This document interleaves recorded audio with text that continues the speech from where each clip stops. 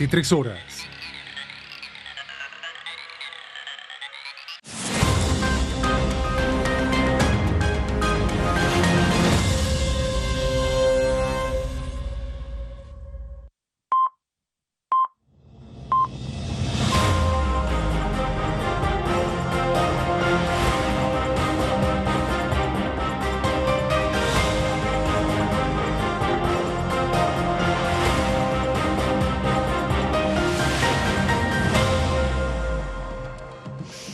¿Cómo están? Bienvenidos, bienvenidas. Aquí estamos tras 2 jornadas de intenso trabajo, comisiones y también sesión, así que vamos a estar repasando, lo vienen ustedes repasando también aquí en toda la pantalla de Diputados TV. Bueno, en este cierre ya de jornada vamos a repasar un poco las votaciones, vamos a repasar cómo vieron mis compañeros y colegas del día de hoy también la sesión, las cosas que pasaron, los cruces que hubo entre varios diputados y diputadas. Hacía más de 2 meses que no lograban este nivel de consenso para reunirse, sentarse y poder debatir y aprobar todos los proyectos que presentaron. Eso estuvo buenísimo porque era la idea, ¿no?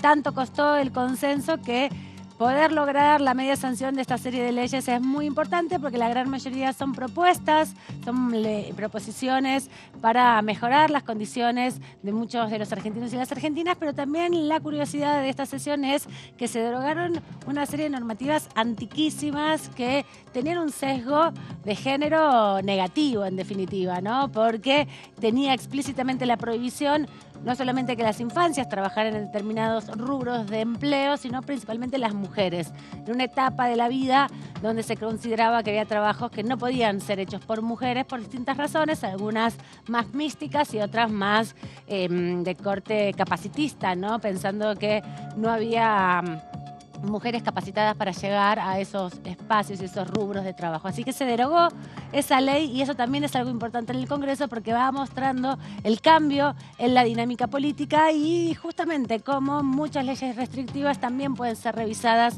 y amplificados entonces los derechos, permitiendo sí que las mujeres puedan ocupar puestos en determinados rubros que hasta ahora estaban prohibidos y que si bien eran leyes vetustas, cuando no querían contratar mujeres, estos empresarios se hacían uso de esta herramienta. Así que ahora nadie más va a poder excluir a las mujeres del ámbito de las petroquímicas, por ejemplo, ¿no? Y que es un lugar de empleo calificado y que, bueno, profundiza la brecha laboral. Vamos a hablar también con varios diputados y diputadas de la Nación. Hubo muchos homenajes, hubo muchas cuestiones de privilegio, hubo incluso quiero decir, pedido de una sesión especial en medio de otra sesión especial, así que vamos a hablar de eso también en un ratito con mis colegas y compañeros. El diputado Ricardo Herrera, de la provincia de La Rioja, que va a estar conversando en un rato con nosotros y nosotras. La diputada Mónica Macha, que fue protagonista en el día de ayer porque una ley que ella impulsa fue aprobada con media sanción. Y también la diputada María Rosa Martínez, todos del oficialismo, integran algunos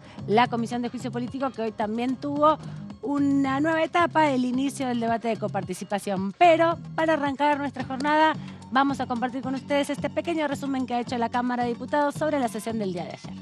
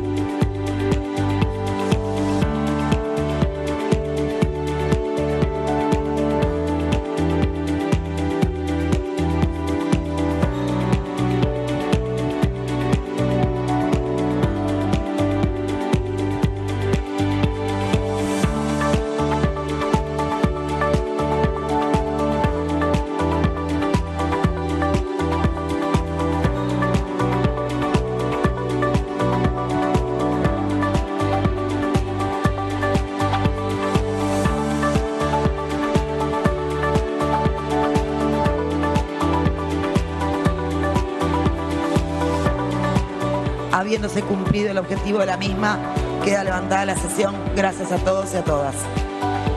40 años, democracia siempre. Diputados Argentina. Y ahora sí le doy la bienvenida a mis colegas y compañeros. ¿Cómo anda Claudio Mardones? ¿Cómo anda Antonio Ricovene? ¿Cómo están? Amanda Alman, muy buenas tardes. ¿Todo tranqui? Hola Amanda, ¿cómo estás? ¿Se Bien, muy pudieron bien. reponer de las 12 largas horas de anoche, de ayer y hoy como 5 o 6 horas de comisión de juicio político? A vos te veo los ojos un poco desorbitados. Sí, venimos de 2 jornadas largas, también llamativo porque hace bastante no veíamos este nivel de Estábamos desacostumbrados. de muy actividad pachorra. político en la Cámara, donde si bien se trataron temas de consenso, fueron varias las negociaciones en las 12 horas de sesión que dejaron el día de ayer y muchísima tela para cortar. Nos dejó la comisión de juicio político del día de hoy, donde se cerró un capítulo importante con la ausencia del juez supremo Juan Carlos Maqueda, que ni Que siquiera... nadie pensaba que iba a venir. Nadie pensaba que iba a venir, pero sí se especulaba hasta último momento si podía mandar o no algún escrito. Finalmente Sí, era un poco optimista también no llegó. ese parámetro. Exacto. Bueno, había sido lo que... La esperanza es lo último que se la espera- pierde. No, pero también era lo que habían hecho las otras personas que tampoco querían asistir, como Stornelli, como en su momento Tonón. Sí, igual me mareé un poco con todo lo de hoy de juicio político porque Pasaron varias cosas. hay que leerlo todo de nuevo. Ya veníamos como con 7, 8 jornadas de hablar tanto de obra social que ahora hay que poner el foco en otra cosa y empezar a anotar Sí. todo. Bueno, y eso Me hice ese un par remolino, de- un poco de ese remolino se dio en la comisión de hoy, porque es la primera comisión donde se tratan con tiempos distintos, obviamente, 2 temas, ¿no? Se terminó lo que tenía que ver con la obra social del Poder Judicial, aunque tal vez más adelante lo retomen, Sí. pero también se abrió lo que tiene que ver el capítulo respecto a la coparticipación de la Ciudad de Buenos Aires y esa disputa que tuvo el gobierno porteño con el gobierno nacional en el medio, donde en la Corte Suprema. Vamos a ver Y si... también repasar un montón de historia, porque yo Sí, no me acordaba cómo venía todo aquello. Fue ahí cuando empezó, antes de que declarar la pandemia primero y después se pudrió todo con la pandemia. Salen las entonces- heridas. Salen las heridas Y hay que irresueltas de la hacerse como la coparticipación. línea de tiempo real y el esquema con los globitos de flechitas porque es difícil no, obvio. la Y- cantidad de información, decretos, contradecretos, Claro, eso, y también todo lo que implica la- fiscales, porcentajes que suben y bajan. todo lo que implica la ley de coparticipación de la década del 90. Así que también. espero que podamos hacer acá un diagrama de placas en las placas un día para Sí, con porque flechas. es interesante reconstruir un tema que tiene que ver con, bueno, cómo se divide el dinero entre la nación y las provincias. Básicamente, una herramienta clave para muchos gobernadores y gobernadoras y también para el Ejecutivo Nacional. Exactamente, y también estuvieron presentes, bueno, en ese contexto, 2 invitados, 2 de los primeros testimoniantes. Uno que es subprocurador del Tesoro, que planteó además todo un análisis en detalle de cómo había sido el rol del Estado Nacional en la defensa de esa porcentaje arbitrario en un punto, porque no hay ningún fundamento que diga desde dónde y por qué razón se da tal porcentaje Así es. de coparticipación. Pero también estuvo el encargado, digamos, de la unidad especializada en cuestiones económicas de la Corte, que hasta ahora no había venido, y que empezó también, volvemos otra vez a tratar de encontrar cómo es el trabajo dentro de la Corte, ¿no? Si se ocupa o no se ocupa, quién lo lee Exacto. primero, quién lo lee Y ahí después. está el tema. ¿Y qué implica eso? Y ahí están las 2 líneas de investigación, ¿no? Por una parte, lo que decía, meter el dedo en las heridas de la discusión de la coparticipación. Con un Estado como la Ciudad Autónoma de Buenos Aires, cuya creación es posterior a la reforma constitucional del 94. Y que hay que meterla de Y algún la ley modo. de coparticipación es previa a la reforma constitucional. Claro. Entonces, en ese contexto hay todo un andamiaje muy importante Complejísimo. que también toca los porcentajes de distribución también, que es otra de las grandes disputas entre las provincias, especialmente con Buenos Aires y con la ciudad de Buenos Aires, ¿no? Eso por una parte. Y por otra parte, la factura del hecho. O sea, la Exacto. factura del fallo, perdón. O sea, cómo fue realizado, cómo fue... Otra vez nos vamos a encontrar, creo yo, con una parte de lo que ya sucedió en el caso de, no tanto en el caso de la obra social, 2 por pero sí en 1. el caso de 2 por 1, que es ver e indagar qué es lo que pasa con el mecanismo en cómo funciona la Corte adentro, quiénes intervienen y quiénes influyen finalmente en la redacción del texto final de un fallo de la Corte. Ahí es donde está el tema, porque ahí se suma este otro elemento. De hecho, cuando concluyó la Comisión de Juicio Político de hoy, bueno, el diputado Eduardo Valdés profundizó al respecto, apuntó claramente al rol de Silvio Robles otra vez, digamos, nuevamente. Bueno, de hecho, no fue Tailade que hoy pidió una prueba de voz, van a hacer una huella de voz, para grabar la voz de Alessandro, para, bueno, contrastarla si es realmente la voz que se difundió a través de los medios de comunicación, donde trasciende la vinculación que tenía o que tiene con Robles, ¿no? 2 puntos a tener en cuenta, Amán, muy importantes para este capítulo, que tiene que ver con la participación que pueden llegar a tener en la comisión Rogelio Frigerio y Guado de Pedro. Es verdad. Rogelio Frigerio, candidato a gobernador en Entre Ríos, diputado nacional que renunció en la última sesión a su banca para poder realizar la campaña. El que estuvo muy pendiente de las ausencias y presencias. Fue Casareto.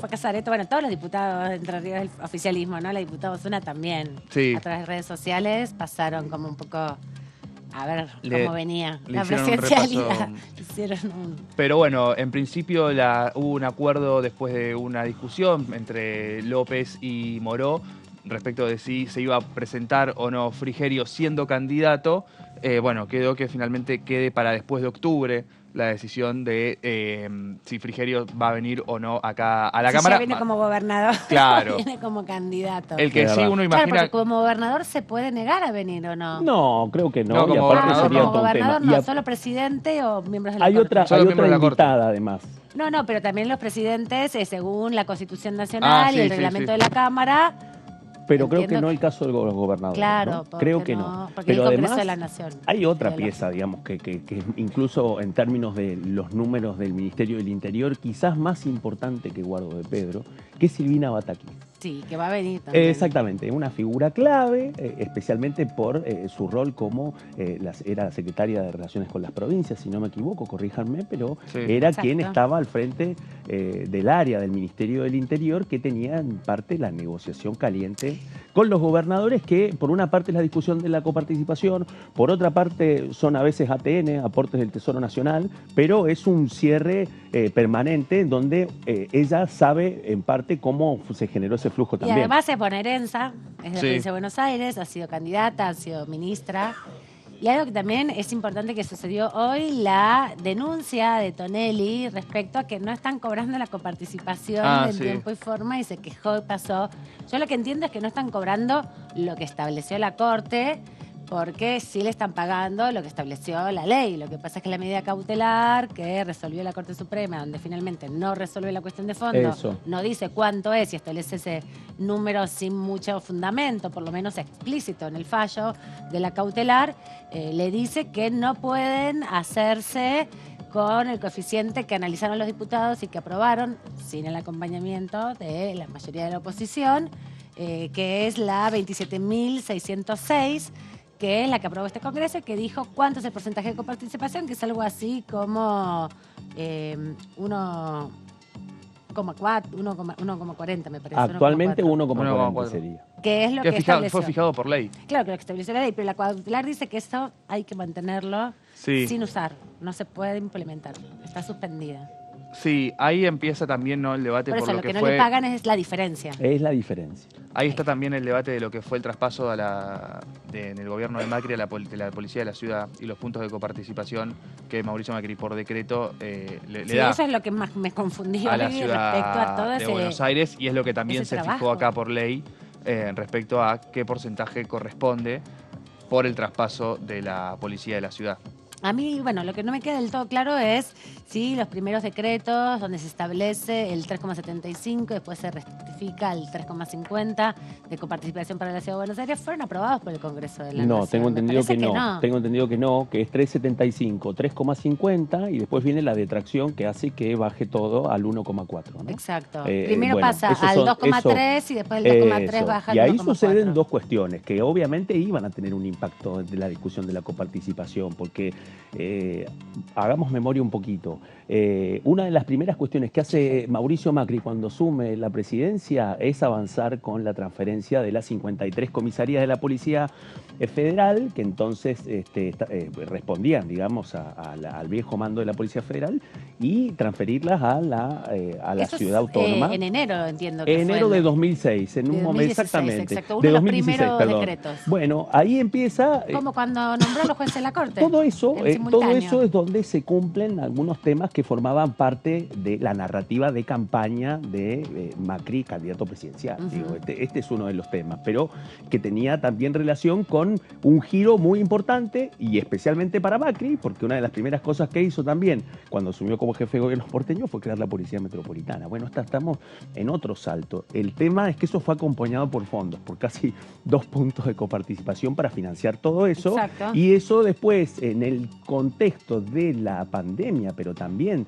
de las discusiones presupuestarias que empiezan a surgir, las protestas de la policía bonaerense contra el gobernador Axel Kicillof, es donde el presidente Alberto Fernández detrae esos 2 puntos y se los pasa a la provincia de Buenos Aires. Sí. Ahí se ensanchan las diferencias. Era previsible que una decisión de este tipo iba a mover el avispero, que iba a tener una parte, el impacto en una discusión que se podía judicializar y la otra iba a impactar directamente en el Congreso. Y ahí, en diciembre de ese año, de 2020, se aprueba la fijación del fondo de cuánto correspondía a la policía de la ciudad, y ahí es donde se termina de reducir ese dinero que Fernández había reducido antes, en septiembre, lo que decía Claudia. Claro, que recién. pasa de 2,32 a 1,40. Hay una trampita ahí, porque ¿quién mete la cuchara? ¿Quién? Juan Schiaretti, ¡No! el gobernador de Córdoba. Que fue el que le terminó dando los votos. Exactamente, pero que en el medio dice, bueno, pero esto tiene que ser discutido también por la Comisión Federal de Impuestos, que es donde participan todos los ministros de Hacienda de las provincias, en donde tiene mayoría el oficialismo. Y ahí tiene relevancia la convocatoria de los ministros de Economía de las provincias, que es parte de la estrategia del oficialismo. Pero si les parece, en un rato hablamos más de esto, porque vamos a tener al secretario de esa comisión, que es el diputado Ricardo Herrera, de la provincia de La Rioja, para sacarle toda la información. No la vamos a dejar salir de acá sin que nos pase toda la data de lo que va a seguir sucediendo en la Comisión de Juicio Político. Pero ahora nos está convocando nuestra compañera Lourdes López, porque está allí en el recinto donde sucedió todo ayer, para contarnos lo que ha dejado, los ecos que todavía se escuchan y también los papeles que han quedado ahí en el recinto de la Cámara de Diputados. Así es, Aman. Bueno, por supuesto, saludar a todos los compañeros en el piso y a la audiencia que nos sigue a través de Diputados Televisión. Una jornada bastante extensa de sesión especial en el día de ayer, donde había, algunos proyectos también vinculados a la salud, otros vinculados a lo económico, otros a la violencia digital. Digo, temas que, se vinieron pospusiendo de alguna manera o que quedaban en el tintero y que finalmente en el día de ayer, tuvieron, en este caso, la media sanción. Particularmente empezamos con Crédito Suba, que era por ahí el tema económico que importaba y que venía a afectar a más de 100.000 familias. En este caso tuvo la media sanción. Recordemos que tenía un dictamen por mayoría y uno por minoría por parte del diputado Martín Tetaz, y con esto me refiero al Sistema Integral de Cobertura y Promoción de Créditos Hipotecarios. Esto que implica con una cuota a abonar que no debe superar el 30% de los ingresos de los deudores. Por eso es que se estableció por remuneración imponible promedio de los trabajadores estables. Esto quiere decir que, como les decía, la cuota no exceda un 30%, la cuota no excede un 30% lo que cobran, en este caso, de los ingresos puntualmente de los deudores, pensando toda la situación que se vivió a lo largo de la pandemia y desde mucho antes con los congelamientos de las cuotas allá por el gobierno de Mauricio Macri, luego también tener que darle pelea a la inflación. Lamentablemente, los sueldos nunca terminaban equiparándose con los altos montos de cuota y realmente se hacía muy difícil, sumado también al déficit habitacional y también al tema ley de alquileres, que todavía no hay una reglamentación muy clara. El panorama no es para nada, no era para nada beneficioso, por lo tanto, de alguna manera se intenta ayudar y paliar con esta situación tan complicada como lo tienen que hacer las familias que han adoptado estos créditos UBA. Por otro lado, también en este caso se aprobaron algunos proyectos que tienen que ver con la salud y con esto, pero antes también Ley Olimpia, que está modificación en este proyecto contra la violencia digital, que generó 191 votos afirmativos. Perdón que me estoy sirviendo de la información para no fallar con los números exactos de voto, particularmente 2 votos además negativos y una... Son 10 proyectos, así que bueno, quiero ir más o menos dándoles el detalle lo más completo posible. Esto que les decía, 191 votos a favor de Ley Olimpia, también en este caso 2 votos negativos y una abstención, y que esta iniciativa que fue girada al Senado y que modifica la ley 24.485 de protección integral a las mujeres con el fin de incorporar una tipificación, ¿no?, en lo que es violencia digital como una forma de violencia. También, bueno, tuvimos la posibilidad, me quedo un poquito en esta ley, de hablar con una de las impulsoras de este proyecto desde Olimpia Argentina. También sabemos que el caso, la ley Olimpia en sí ya radica desde México, y ella estaba muy pendiente también del avance, ¿no?, justamente de este proyecto aquí en Argentina y en diputados precisamente. Bueno, muy contentos, muy felices de este gran logro, obviamente que se está trabajando sobre las penalidades a partir de la ley Belén, que sabemos que Belén lamentablemente no pudo contar esta historia, no pudo continuar con su vida debido al gran peso a la violencia que sufrió, de la estigmatización, del escrutinio, exactamente, de estar en el ojo de la tormenta. Exacto. Con respecto a la discriminación, a esto de sufrir realmente la violencia en carne propia a partir de una situación de pornoextorsión, vamos a decirlo, ¿no? Claro, de la difusión de imágenes y ser juzgadas privadas de su vida íntima. Exacto. Exactamente, privadas, totalmente, que en algún punto fueron enviadas por llevar una relación, vamos a decir, una relación de amor o íntima, que lamentablemente terminó siendo otra cosa, ¿no?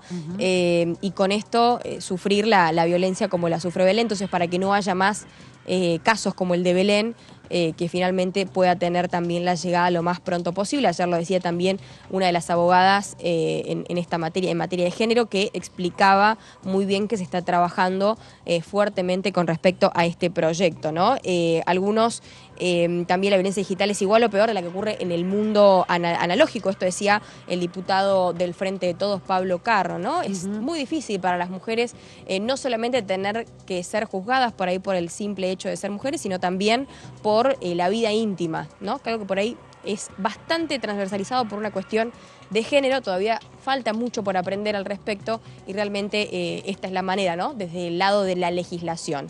Otro de los proyectos que les hablaba también, que tiene que ver con la salud precisamente, es la regulación del ejercicio profesional del acompañamiento terapéutico, un proyecto que había nacido también desde la Comisión de Discapacidad, y quien habló al respecto, por ejemplo, fue el diputado Daniel Goyán, que también fue trabajada en la Comisión de Acción Social y Salud Pública. Vine a dar cuenta de la necesidad que ha sido militada por asociaciones y agrupaciones también, es el reconocimiento de este ejercicio que es tan complejo, y también de alguna manera para sacar del estigma en sí a las discapacidades, ¿no?, que realmente requieren de personas que estén profesionalizadas, que cuenten con todas las herramientas para poder acompañarlo y hacerlo de la mejor manera, como también el sistema de salud lo pide, lo exige. Exacto.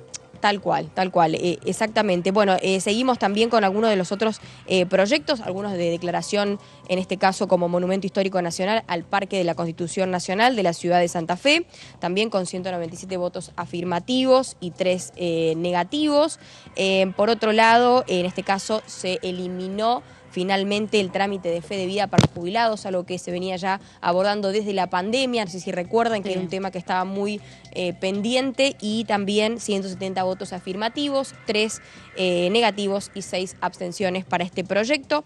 Por último, también la promoción de la producción y o elaboración de productos orgánicos, un proyecto impulsado por el diputado Fernández Patri, que finalmente tuvo 100 votos afirmativos, 120 votos, 6 negativos y 38 abstenciones, entre otros de los tantos temas, ¿no?, que tuvieron lugar ayer en la Cámara de Diputados de la Nación. Bueno, lo que tenía que ver con la deuda con ENOSA por parte de los municipios y las provincias también ya fue saldada con 119 votos afirmativos, 11 negativos y 25 abstenciones entre tantos proyectos que, como les decía recién, se trabajaron ayer. Fue una jornada bastante extensa y que desde Diputados TV, por supuesto, lo pudimos cubrir. Así que perdón que se las hice un poquito larga, pero la idea estuvo era buenísimo. más o menos Nos repasaste, nos actualizaste un todos paneo.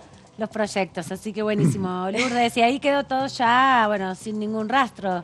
Pasaron a ordenar. Acá está todo sin ningún rastro. Bueno, hoy hubo comisión de juicio político, Claro, se notaba más un poquito temprano. cansadas las todas, caras, sí. producto de, obviamente, la falta de sueño. Y además porque fue a las que 11 tuvo de la lugar a las 11:30 mañana. y terminó. Además. Exacto, Sí, 11:30 y terminó cerca de las 5 de la Sí, tarde, más o 4:30, menos. 5, que ahí estuvimos haciendo algunas notas con el diputado Valdés, que obviamente, bueno, queda esta temática de coparticipación, así que hoy más temprano Estuvo estuvieron comentando allí la abordando nota temas recién juicio Claudio político. Mardones, que le habías hecho Valdés, así que la Exactamente, reconoció. los Sí, testimonios de Valdés que vos estuviste tomando, porque también anticipa un poco cuál va a ser el rol que va a tener Valdés en esta etapa de la discusión de la coparticipación, ¿no? Exacto.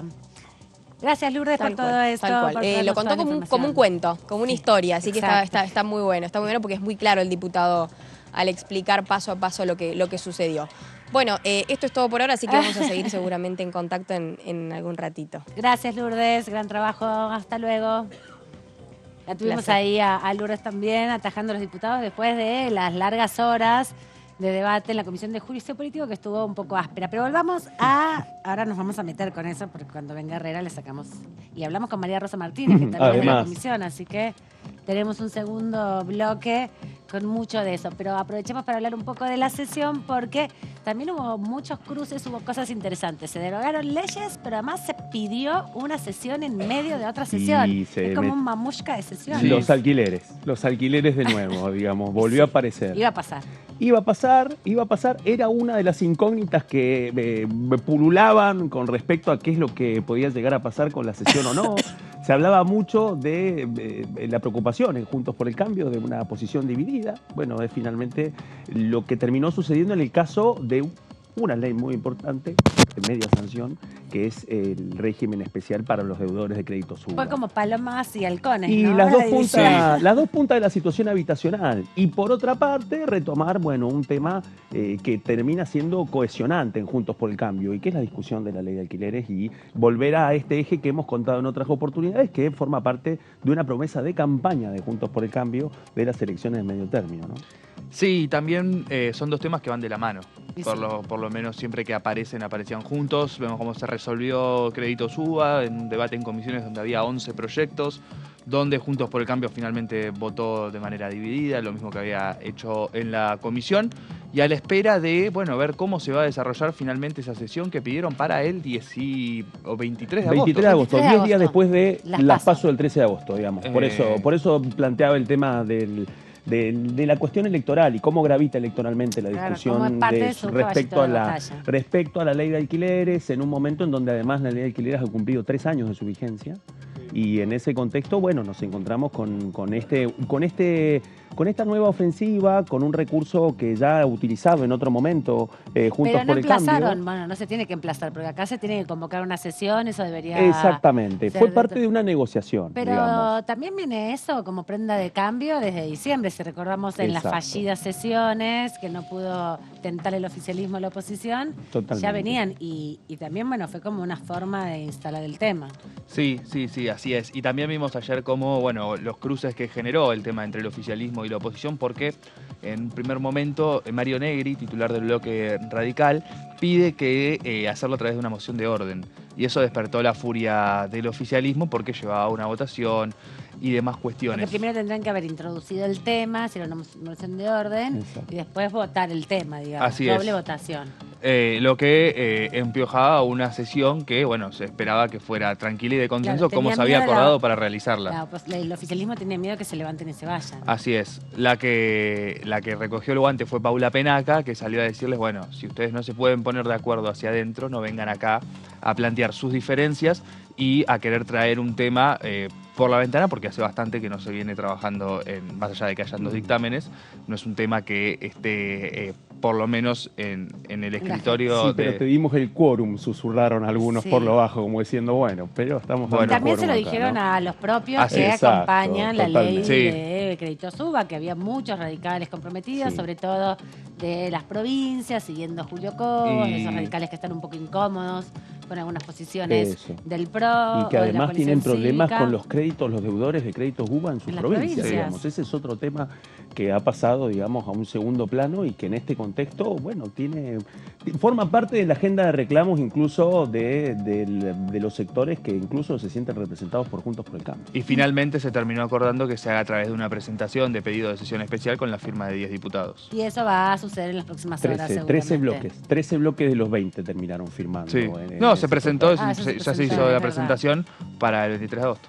Perfecto. Y lo que quería plantear también respecto a esto, que fue, bueno, como la situación espejo entre un tema de agenda, que es el tema de crédito suba, y un tema, como bien decía Antonio y también Claudio, que va de la mano, es el tema alquileres. Por eso también se tensionó mucho. Pero cuando también se tensionó un montón la cuerda y la relación, y había como tensión a ver si se levantaban y se iban una buena cantidad de diputados o no, fue respecto a la discusión de Jujuy, ¿no? Sí. Todo el debate en torno a posiciones completamente contrarias, más allá de el cruce entre, que se circuló por todos los medios, ¿no? Entre Miriam Bregman y Esper, bueno, los diputados jujeños, ¿no? De todos los bloques, de cada bloque, discutiendo sobre el debate que hay en la provincia respecto a la represión y a la legitimidad o no de la reforma constitucional. Eso fue Sí. un momento duro. Fue un momento duro, no pasó, digamos, de las expresiones en los planteos de privilegio, digamos, en Y las también expresiones de privilegio. Como de los diputados del lugar. Exactamente. Nadie Claro. se hizo cargo. Y Es que había, lo que- algo había ahí que estaba cocinándose y que en parte tanto oficialismo como oposición en Jujuy viene cruzándose muy duro desde el primer operativo represivo y del siguiente después de la jura, ¿no? Venimos de un momento en Del donde 20 ha de habido junio. exactamente cruces durísimos que en la medida que hubiera una sesión iban a explotar en el recinto, iban a formar parte de las expresiones y los planteos de cada lugar. Sí, también lo que sucede es que en esta Cámara hay representantes de los distintos sectores políticos provinciales de Jujuy, digo, de las distintas facciones del peronismo tenemos representantes, de la izquierda hay representantes también, y también del lado de Morales, por supuesto. Ujú. Claro, y eso fue un momento también importante porque las cuestiones de privilegio son una herramienta que tienen los diputados justamente para dar estas discusiones o para hacer estos planteos. No se responden, pero como terminan estando aludidos unos y otros porque hay una tensión que es ya inevitable que escale a nivel nacional. Exacto. Fue la primera reacción importante dentro de la Cámara. Es verdad, hace mucho que no se reunían, pero fue el momento más importante de resonancia porque los diputados oficialistas habían hecho en algún momento una conferencia de prensa. No todos. Ahora nadie podía medio mirar para el costado. Claro. me parece. Exactamente, ahí está el tema. Y por otra parte, el otro dato, digamos, que los diputados del radicalismo jujeño también jugados en sostener la apuesta discursiva del gobierno de Jujuy, de reivindicar el operativo desplegado, en un contexto en donde también estamos hablando de un gobernador candidato, Exacto. precandidato a vicepresidente, Horacio Rodríguez Larreta, con un espacio que además no solamente lo ha respaldado, sino que además ha reivindicado y ha sostenido la idea, la hipótesis de que Morales fue víctima de un intento de golpe de Estado en la provincia. O sea que, digamos, por una parte nos encontramos con esta construcción del discurso en medio del arranque de la campaña y por otra parte la realidad en Jujuy, que es una situación de tensión que no ha cesado, en un momento en donde además el radicalismo jujeño está saliendo a jugar este rol, ¿no? Digamos, y que iba a suceder en la medida que hubiera una sesión en el recinto. Vamos a presentar a nuestra primera invitada del día de hoy. Decíamos una de las protagonistas de la sesión del día de ayer, porque, como bien nos comentaba nuestra compañera Lourdes López, por una gran mayoría de diputados, se aprobó la ley que incorpora la violencia digital a la 26485, la Ley Nacional de Protección Integral hacia la Violencia contra las Mujeres. De esta manera la presentamos.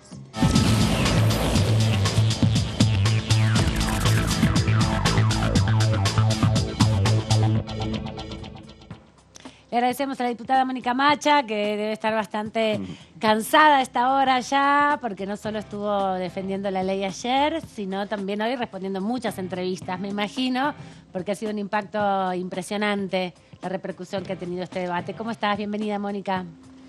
Hola Amanda, ¿qué tal? Buenas tardes, ¿cómo va? Bien, aquí, bueno, casi unanimidad podríamos decir tuvo la ley, ¿no? Muy poquitos detractores. Sí, la verdad que sí.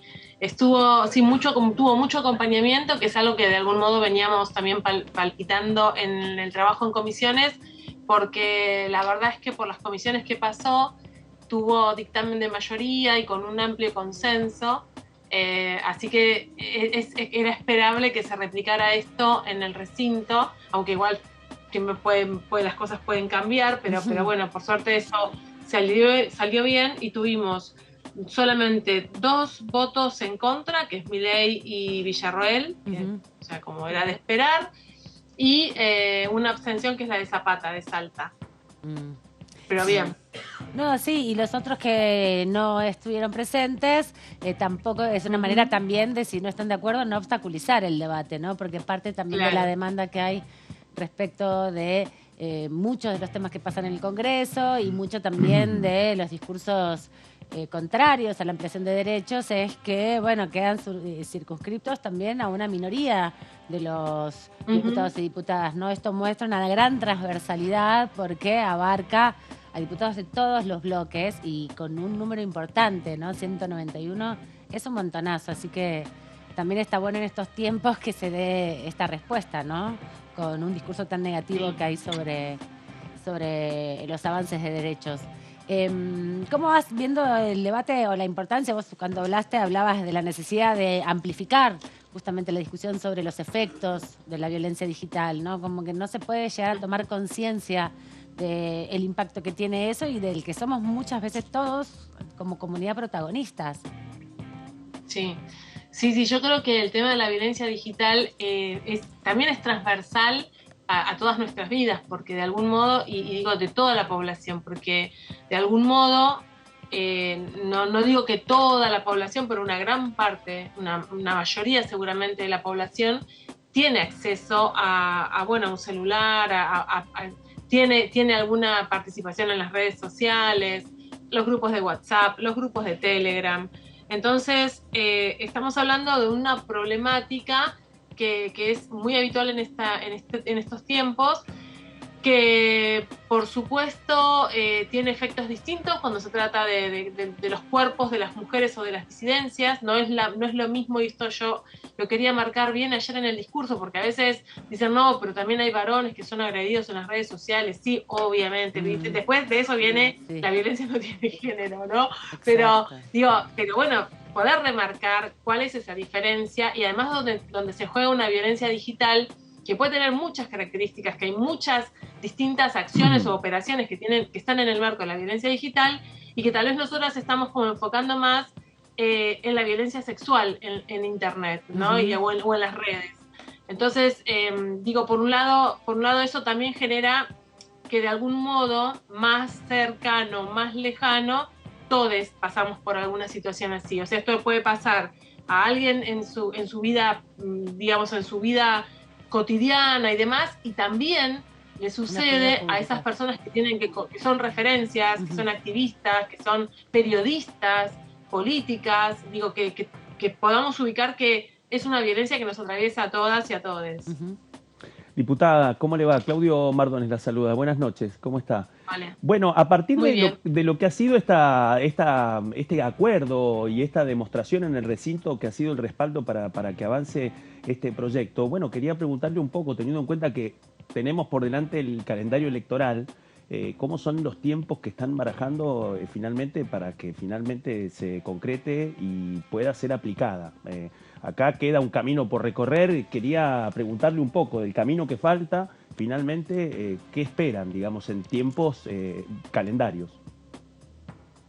Bueno, la verdad es que todavía no hemos hecho la conversación. Si bien habíamos articulado antes con el Senado, estaban las compañías del Senado esperando. Supe un poco de eso, que había expectativa del otro lado de Pasos Perdidos, esperando un poco, claro, y para poder tener una demostración así de acuerdo. Más que anoche es algo que habíamos conversado hace ya bastante tiempo, en esto de poder darle continuidad, porque como es un tema muy actual, una opción es que haya un montón de proyectos y de una cámara y de la otra, y nosotros tomamos un poco la decisión con las compañeras del bloque de decir, bueno, avanzamos con logramos la media sanción en diputados y ahí están las compañeras del Senado para recibirlo y también llevarlo adelante en el trabajo en comisiones y poder votarlo en la Cámara Alta. Esos tiempos todavía no lo sé porque yo te decía, hablé con las compañeras el año pasado, digamos, cuando empezamos a trabajar en esta línea,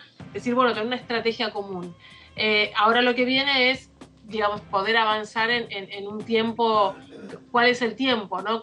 Si podremos tenerla para este año, si eso es posible, yo creo que sí. Pero bueno, hay que ver cómo se van dando las cosas también en el contexto político en el que estamos, claro, y en las posibilidades de avanzar en sesiones, en comisiones. Claro, el Senado está complicado con las sesiones, ¿no? Pero bueno, también estos son proyectos que por ahí... pueden motorizar. Exacto, no tienen más costo político negativo que positivo, en definitiva, en términos de que son consensuados. Y bueno, otro de los proyectos que también está esperando unos pasos un poquito más atrás tiene que ver con el proyecto de licencias parentales, esta modificación que están trabajando, ya tuvo 2 reuniones del plenario de comisiones de trabajo y de mujeres, géneros y diversidad. Quería saber qué expectativas tienen para futuro con esta iniciativa.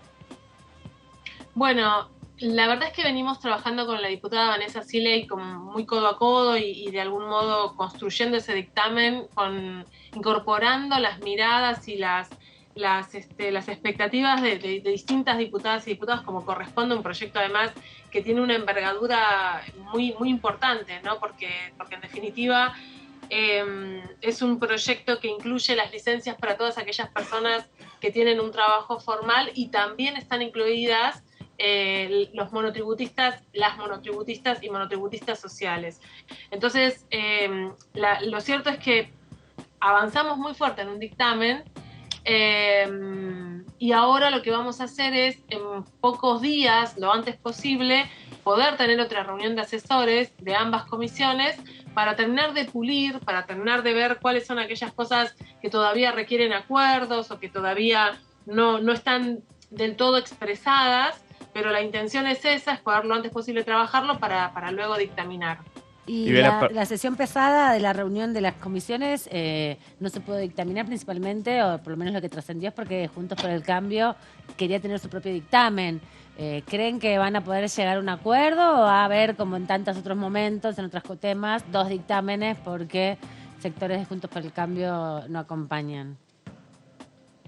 Bueno, la verdad es que en principio esa era una posibilidad, que Juntos por el Cambio no acompañara y que nosotras entonces construyésemos el quórum de ambas comisiones propio, con las compañeras y compañeros de nuestro bloque, más el bloque de la izquierda y el bloque federal. Entonces, bueno, pero en la discusión que tuvimos la semana pasada, no esta semana, pues yo tengo los días medio corridos, la anterior. Semana, claro, no sé. A esta altura de la vida, una noche que no duermo, ya creo que estoy. No sé en qué momento. No, jet lag legislativo. Jet lag legislativo, diputada, podríamos decir, ¿no? Tal cual. Que sí. Entonces, no, bueno, la idea es que en la discusión que tuvimos el plenario pasado, sí surgió la posibilidad que Juntos por el Cambio sea parte del dictamen. Bien. Entonces, para nosotros es muy importante. Sí, si claro. podemos consensuar, obviamente que es mucho, le da mucha más fortaleza, nos permite poder trabajar mejor en la Cámara de Diputados, pero también nos permite un mejor escenario en el Senado, que siempre es un poco más difícil. Así que bueno, por eso es que no dictaminamos la vez pasada, en estos días, y la idea es avanzar la semana que viene, si se puede, avanzaríamos. Diputada, y desde que arrancamos el programa nos venimos preguntando un poco cómo se fue generando este debate a partir del planteo de tratar de hacer una sesión especial con el tema de la derogación de la ley de alquileres, la firma de los 13 bloques finalmente para fijar esta sesión especial para el 23 de agosto, 10 días después de las PASO, o sea que parece que el debate de los alquileres no va a ser ajeno a la campaña post-PASO, ¿no? Y ahí quería preguntarle, ¿qué esperan de ese debate? ¿Cómo se están preparando para ese debate? Porque ya cuando suceda, ya tiene fecha, bueno, nos vamos a encontrar con otro escenario político y posiblemente con distintas aristas, además del intento de la derogación de la ley. ¿Cómo lo ven? Bueno, en principio esto fue algo que surgió ayer en la discusión en el recinto. Nosotros todavía después de esto no tuvimos reunión de bloque.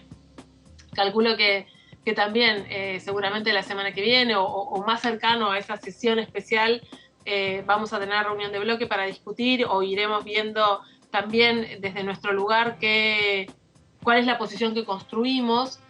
Yo creo, pero sí tenemos una posición que hoy fue saliendo inclusive en redes a partir de algunas compañeras que estuvieron tuiteando y demás.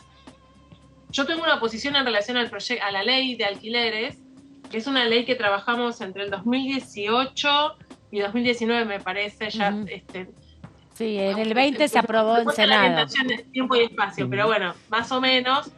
Y esa ley la trabajamos con las organizaciones de inquilinos e inquilinas, con el Grupo Habitar Argentina, que es un espacio muy amplio que nuclea a distintas organizaciones que militan por el hábitat popular.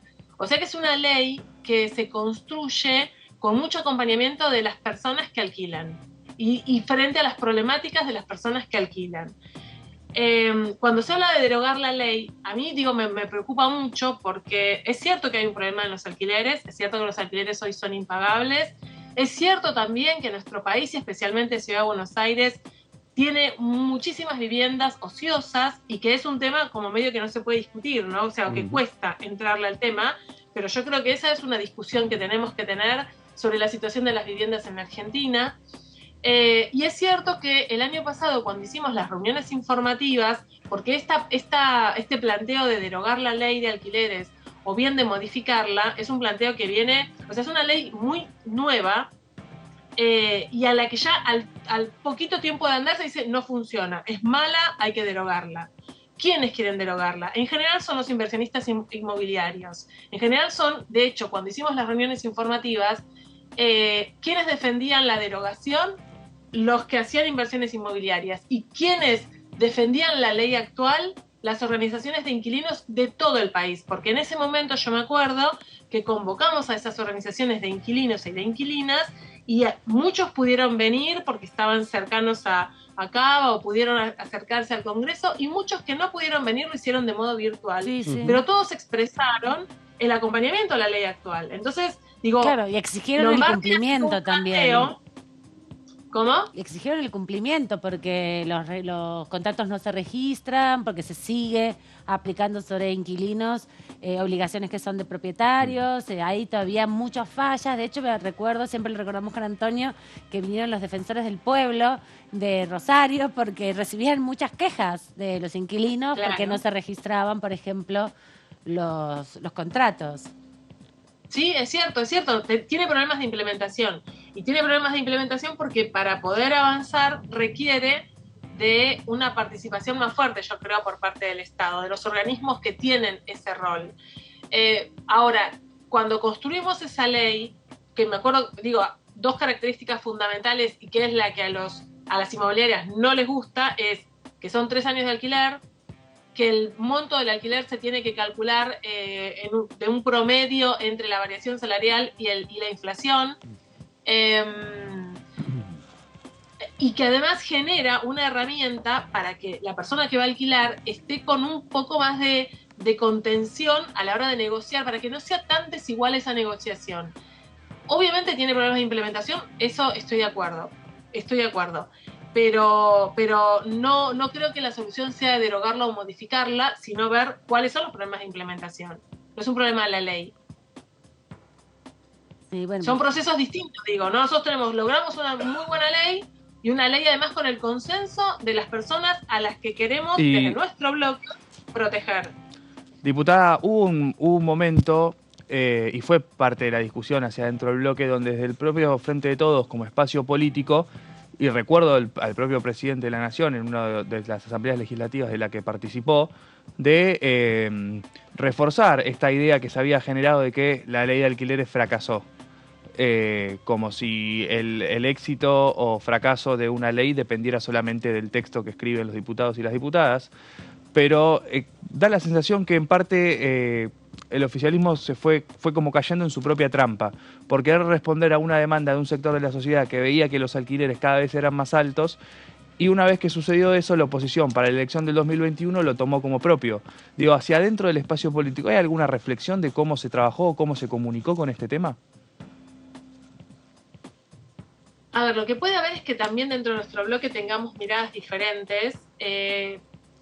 Por eso yo, lo que te planteo, nosotros no tuvimos todavía reunión de bloque. Nuestra postura igual en el recinto fue de no estamos de acuerdo con derogar la ley, no estamos de acuerdo con avanzar en esta discusión en este momento. Y lo que te puedo decir es que yo fui parte de la construcción de esa ley. Lo tengo muy presente porque en ese momento estaba en la Comisión de Vivienda. Es un tema que especialmente me interesa y lo discutimos y lo trabajamos mucho. Y fue también, aunque ahora le digan la ley Lipovetsky, fue una ley que te diría que se la arrancamos al macrismo. Entonces, cuando recupero ese proceso de construcción de la ley y recupero cuáles son los actores que estuvieron protegiéndola, construyéndola, digo, bueno, ¿por qué hoy Juntos por el Cambio está tan preocupado y tan incisivo con derogar esta ley? Más teniendo en cuenta que es un espacio donde los negocios inmobiliarios, donde toda la discusión, en Cava serán los negocios inmobiliarios, en Jujuy es la propiedad de la tierra, pero siempre están enfocados ahí. Entonces, miro ese contexto y digo, bueno, vienen por este tema, porque evidentemente es un tema que es de su agenda, pero no pensando en los inquilinos, aunque lo digan. Una cosa es lo que puedan expresar, verbalizar, y otra cosa es, en definitiva, a quiénes están ellos intentando proteger o congraciarse. Y retomo esto de las reuniones informativas porque fue muy llamativo, que las personas que Juntos por el Cambio traían para fundamentar la necesidad de derogar la ley eran inversionistas inmobiliarios. Esos eran las personas, el colegio de escribanos, esos sectores de poder, esas corporaciones estaban y están en contra de la ley de alquileres actual. Los inquilinos la vinieron a defender. Fue notable ese proceso en la Comisión de Legislación General. Bueno, creo que fueron más de 150 expositores, Fue una forma de poder poner sobre la mesa un debate que además también quedó demostrado que es muy importante en las principales cabeceras de todo el país. Pero también es cierto, y esto yo entiendo que usted como integrante del Frente de Todos es muy cuidadosa con los debates internos, por supuesto, más teniendo en cuenta que no se han reunido todavía con el bloque después de la sesión de ayer.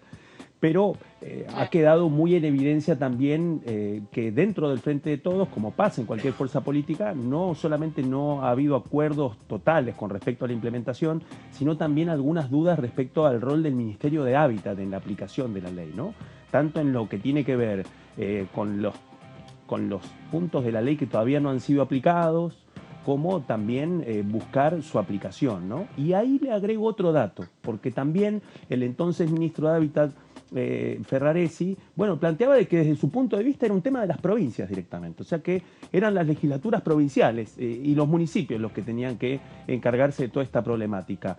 ¿Cuántas posibilidades hay de que luego del escenario que quede plasmado en las PASO del 13 de agosto, cuando ya llegue el momento de esa sesión, cuántas chances hay de que el oficialismo vaya con una posición unívoca, consensuada, o que surjan distintos matices como los que ya han venido surgiendo durante la aplicación de esta ley, que, como bien dice usted, cumplió 3 años de aplicación y lleva por lo menos 1 año y medio de intentos para derogarla? Claro, es muy llamativo. Estas cosas que no pasan con otras leyes. No. Tenemos leyes de la dictadura y esas están vivas. Que acaban de derogar hace poquito algunas. Derogamos una ayer, sí, totalmente. Mira, yo lo que creo es que nosotros nos debemos esa discusión y que por supuesto algo que recorre de algún modo la conformación de nuestro espacio, que es una coalición. Entonces, como coalición es probable que en muchos temas no tengamos la misma posición, pero sí necesitamos discutirlo. Y aunque digo esto también, ayer, más allá de que no nos pudimos juntar y no pudimos discutir esto en profundidad, lo cierto es que todos teníamos la necesidad o la definición tácita de no hacer lugar a ese intento de derogación, de discutir esa ley para derogarla. Entonces, me parece que tal vez después de esas informativas y después de la discusión que tuvimos en ese momento, tal vez hoy es probable o es posible construir más consensos en nuestro bloque que en aquel momento previo a la informativa. Y te pregunto respecto porque había a esto. muchas cosas que tal vez no se habían trabajado tan en profundidad. O sea, digo, ¿hay un problema con los alquileres? Sí, eso es indiscutible, eso es un dato de la realidad y de la realidad de millones de argentinos y argentinas. Ahora, me parece que la informativa también nos permitió profundizar ese debate, y por eso también es cierto que no se pudo avanzar con lo que Juntos por el Cambio quería. ¿Y pensás que quiere avanzar ahora? Pero en ese posición, momento no lo pudo hacer. pensás que la posición de abstenerse en algún sentido de la discusión o decir que no... Bueno, sí, se abstuvieron en definitiva los bloques intermedios, los bloques minoritarios de la oposición, que no son Juntos por el Cambio, tiene que ver con esa posición incómoda, porque bueno, veíamos a Luis Di Giacomo hablando con un Agustín Domingo al lado, que fue autor del dictamen, que quieren poner en consideración de algún modo desde Juntos por el Cambio, que bueno, si bien plantearon la derogación, porque eso lo hizo Lombardi, dijo de la derogación directamente, bueno, la realidad es que los dos proyectos que hay son dos dictámenes, y decían, no vamos a intervenir en esta discusión, y lo tenía el pobre Agustín Domingo sentado ahí, que es autor del proyecto. Entonces, entiendo, es una situación incómoda también para esos bloques, en términos de cómo avanzar, ¿no? Y ahí es la paradoja que se va a volver a dar seguramente el 23. Es probable, sí, es probable. Sí, eso yo, la verdad es que no tengo... No se puede saber aún. No lo sé, pero sí es importante esa observación que haces, porque sí, claramente puede ser. Gracias, diputada, por este ratito en la tercera edición. Nos vemos en cualquier momento. Que tengan buenas tardes. Igual, chao. Chao. Gracias. Ahí compartimos la diputada Mónica Macha, protagonista de la jornada del día de ayer. Obviamente también de estos días por la ley que incorpora la violencia digital, una gran novedad, un gran avance, porque ya se puede por lo menos caracterizar que existe un tipo de violencia de género en los entornos digitales que es particular y que tiene que atenderse, prevenirse y sancionarse. Así que eso se ha aprobado por casi unanimidad, solo Villarruel y Milei, quienes son candidatos además a presidente y vicepresidenta de la Nación, precandidatos, votaron en contra, y hubo alguna abstención de Zapata, que también se esperaba que así fuera. Fue el único en hablar, de hecho, en esa intervención, el único varón en hablar en esas intervenciones, que fue bastante hegemonizada por las diputadas. ¿Nos vamos a la pausa? ¿Cómo no? Vamos. Ahí va.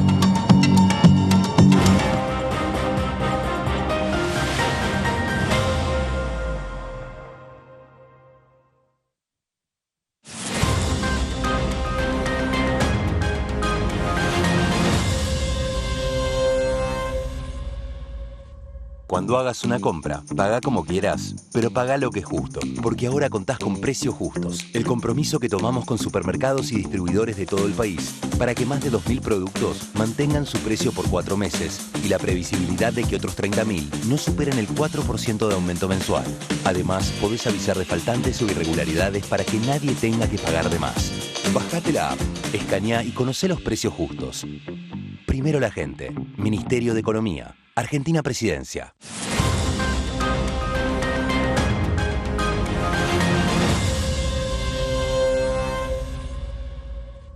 Ampliamos las asignaciones familiares. A partir de marzo, igualamos el tope de ingresos para percibir las asignaciones con el piso del impuesto a las ganancias. De este modo, incluimos a 900.000 niños, niñas y adolescentes al sistema de asignaciones, poniendo en valor el trabajo de más de 600.000 familias trabajadoras. Primero la gente. ANSES, Ministerio de Economía, Argentina Presidencia.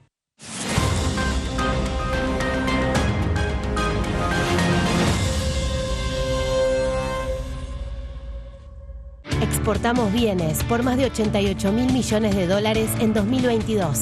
Y detrás de ese dato hay un movimiento económico que llega a cada rincón del país. Primero la gente. Ministerio de Economía. Argentina Presidencia.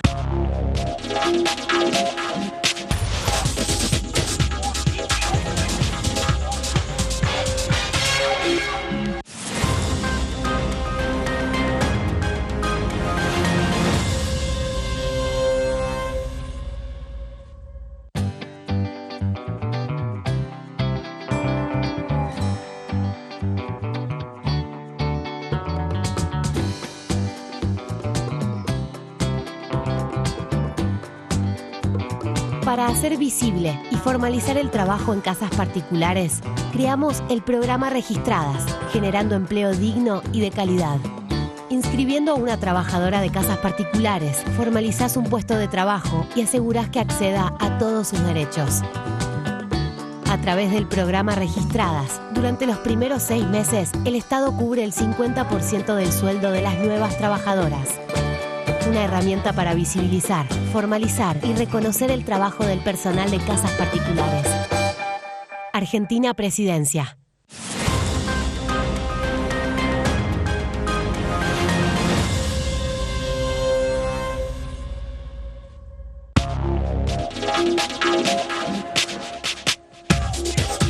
DTV es información, es diálogo, es análisis. DTV es federalismo, libertad de expresión, pluralidad de voces. DTV es todo lo que un país en democracia tiene que ser. DTV es tu voz en el Congreso. Este 2023, seguí eligiéndonos. DTV, el periodismo en el Congreso. ¿Qué tal? Buenas noches, bienvenidas y bienvenidos a Punto Género. Sí es cierto que una persona denunciada por violencia de género, si participa de un ámbito como es el ámbito laboral, debería el empleador, sabiendo esta situación, por supuesto conservarle el empleo, protegerle el empleo, porque no es una de las causales de extinción de un vínculo laboral, pese a que hubo casos en los que sí esto ocurrió. Pero sí la empresa, por proteger a la empresa e incluso por proteger al trabajador, debería implementar acciones para, precisamente, capacitar en la temática, sensibilizar, hacer talleres de reflexión sobre este tema. No puede hacer de cuenta que no pasa nada, porque lo que pasa dejó de ser algo privado. Y esto tiene que ver justamente con todas las leyes que tenemos que expresamente dicen la violencia de género no es más un tema privado. En Argentina la pobreza de 10, 7 son mujeres, ¿no? Esto que también se habla de la feminización de la pobreza o que acceden a trabajos más precarios, ¿no? O con menos franja horaria, más informales también, ¿no? Entonces, bueno, eso es lo que hace precisamente que este costo además tenga ese extra. Además, un costo que no podemos elegir, de decir, bueno, un mes no lo hago a este gasto. Punto Género, lunes, 23 horas.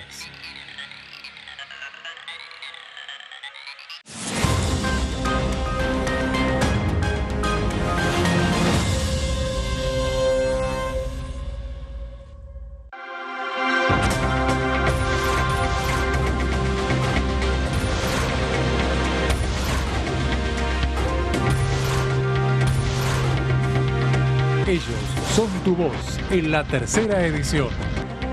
DTV, el periodismo en el Congreso.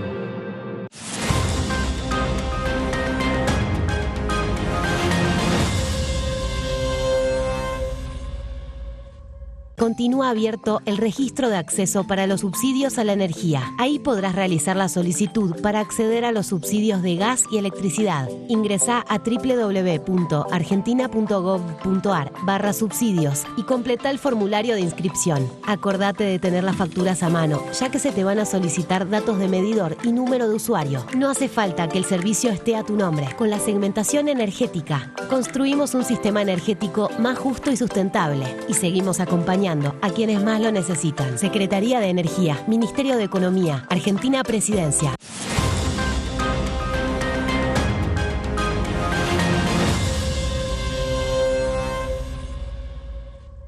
Exportamos bienes por más de 88.000 millones de dólares en 2022.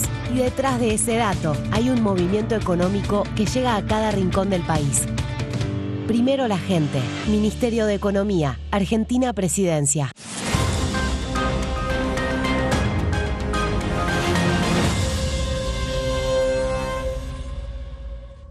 Continúa abierto el registro de acceso para los subsidios a la energía. Ahí podrás realizar la solicitud para acceder a los subsidios de gas y electricidad. Ingresá a www.argentina.gov.ar/subsidios y completa el formulario de inscripción. Acordate de tener las facturas a mano, ya que se te van a solicitar datos de medidor y número de usuario. No hace falta que el servicio esté a tu nombre. Con la segmentación energética, construimos un sistema energético más justo y sustentable y seguimos acompañando apoyando a quienes más lo necesitan. Secretaría de Energía, Ministerio de Economía, Argentina Presidencia.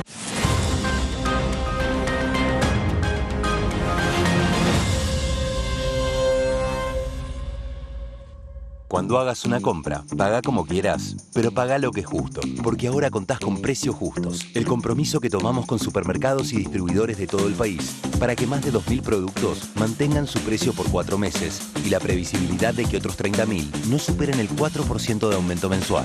Además, podés avisar de faltantes o irregularidades para que nadie tenga que pagar de más. Bajate la app, escaneá y conocé los precios justos. Primero la gente. Ministerio de Economía. Argentina Presidencia.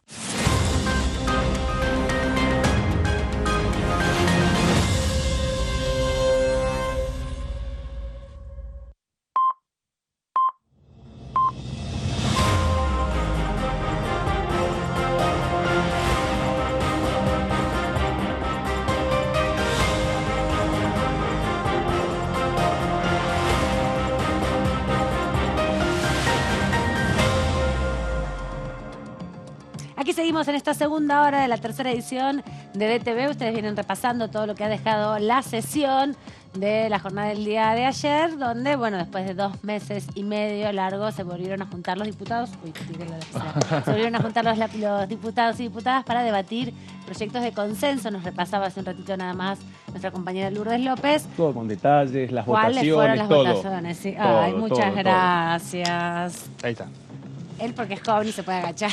Estaba del otro lado de la lapicera, nosotros si no no quedaba podemos. mal el joven. Nosotros no podemos, Claudio. ya. Reconozco que no podría. tampoco. No podríamos. Ahora, que en un ratito nada más, nuestro compañero Antonio nos va a contar con detalles los créditos UBA, que fue el proyecto más discutido de todos.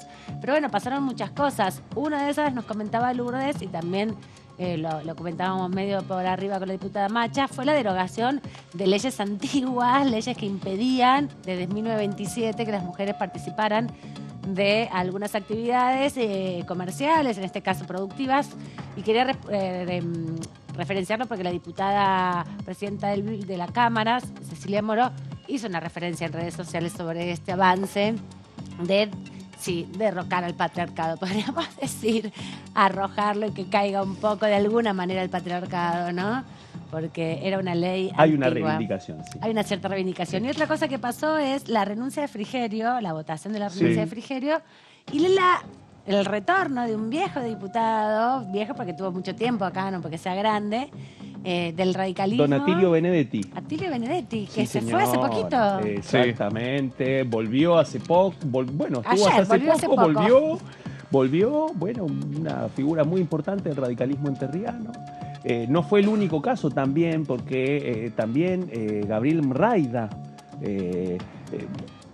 funcionario de Horacio Rodríguez Larreta, del IBC, titular. del IBC, pero además, renunció. digamos, un representante del voto evangélico, porque es un dirigente evangélico de la ciudad de Buenos Aires, y que forma parte también de otro dato importante, que es la presencia de los diputados de extracción evangélica, empiezan a tener una presencia mucho menor. Venimos de un momento en donde la presencia era mayor en la previa y durante el debate de la legalización del aborto.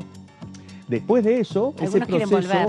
pero ese proceso ha ido reduciéndose. Exactamente. Y ahí, bueno, en este contexto nos encontramos con la salida de Mraida. Mraida, un paso fugaz por la Cámara, que Sí, asumió vino- en diciembre y que cuando vino- renunció Waldo Wolf. Exacto. Y un dato muy importante, A ver. además.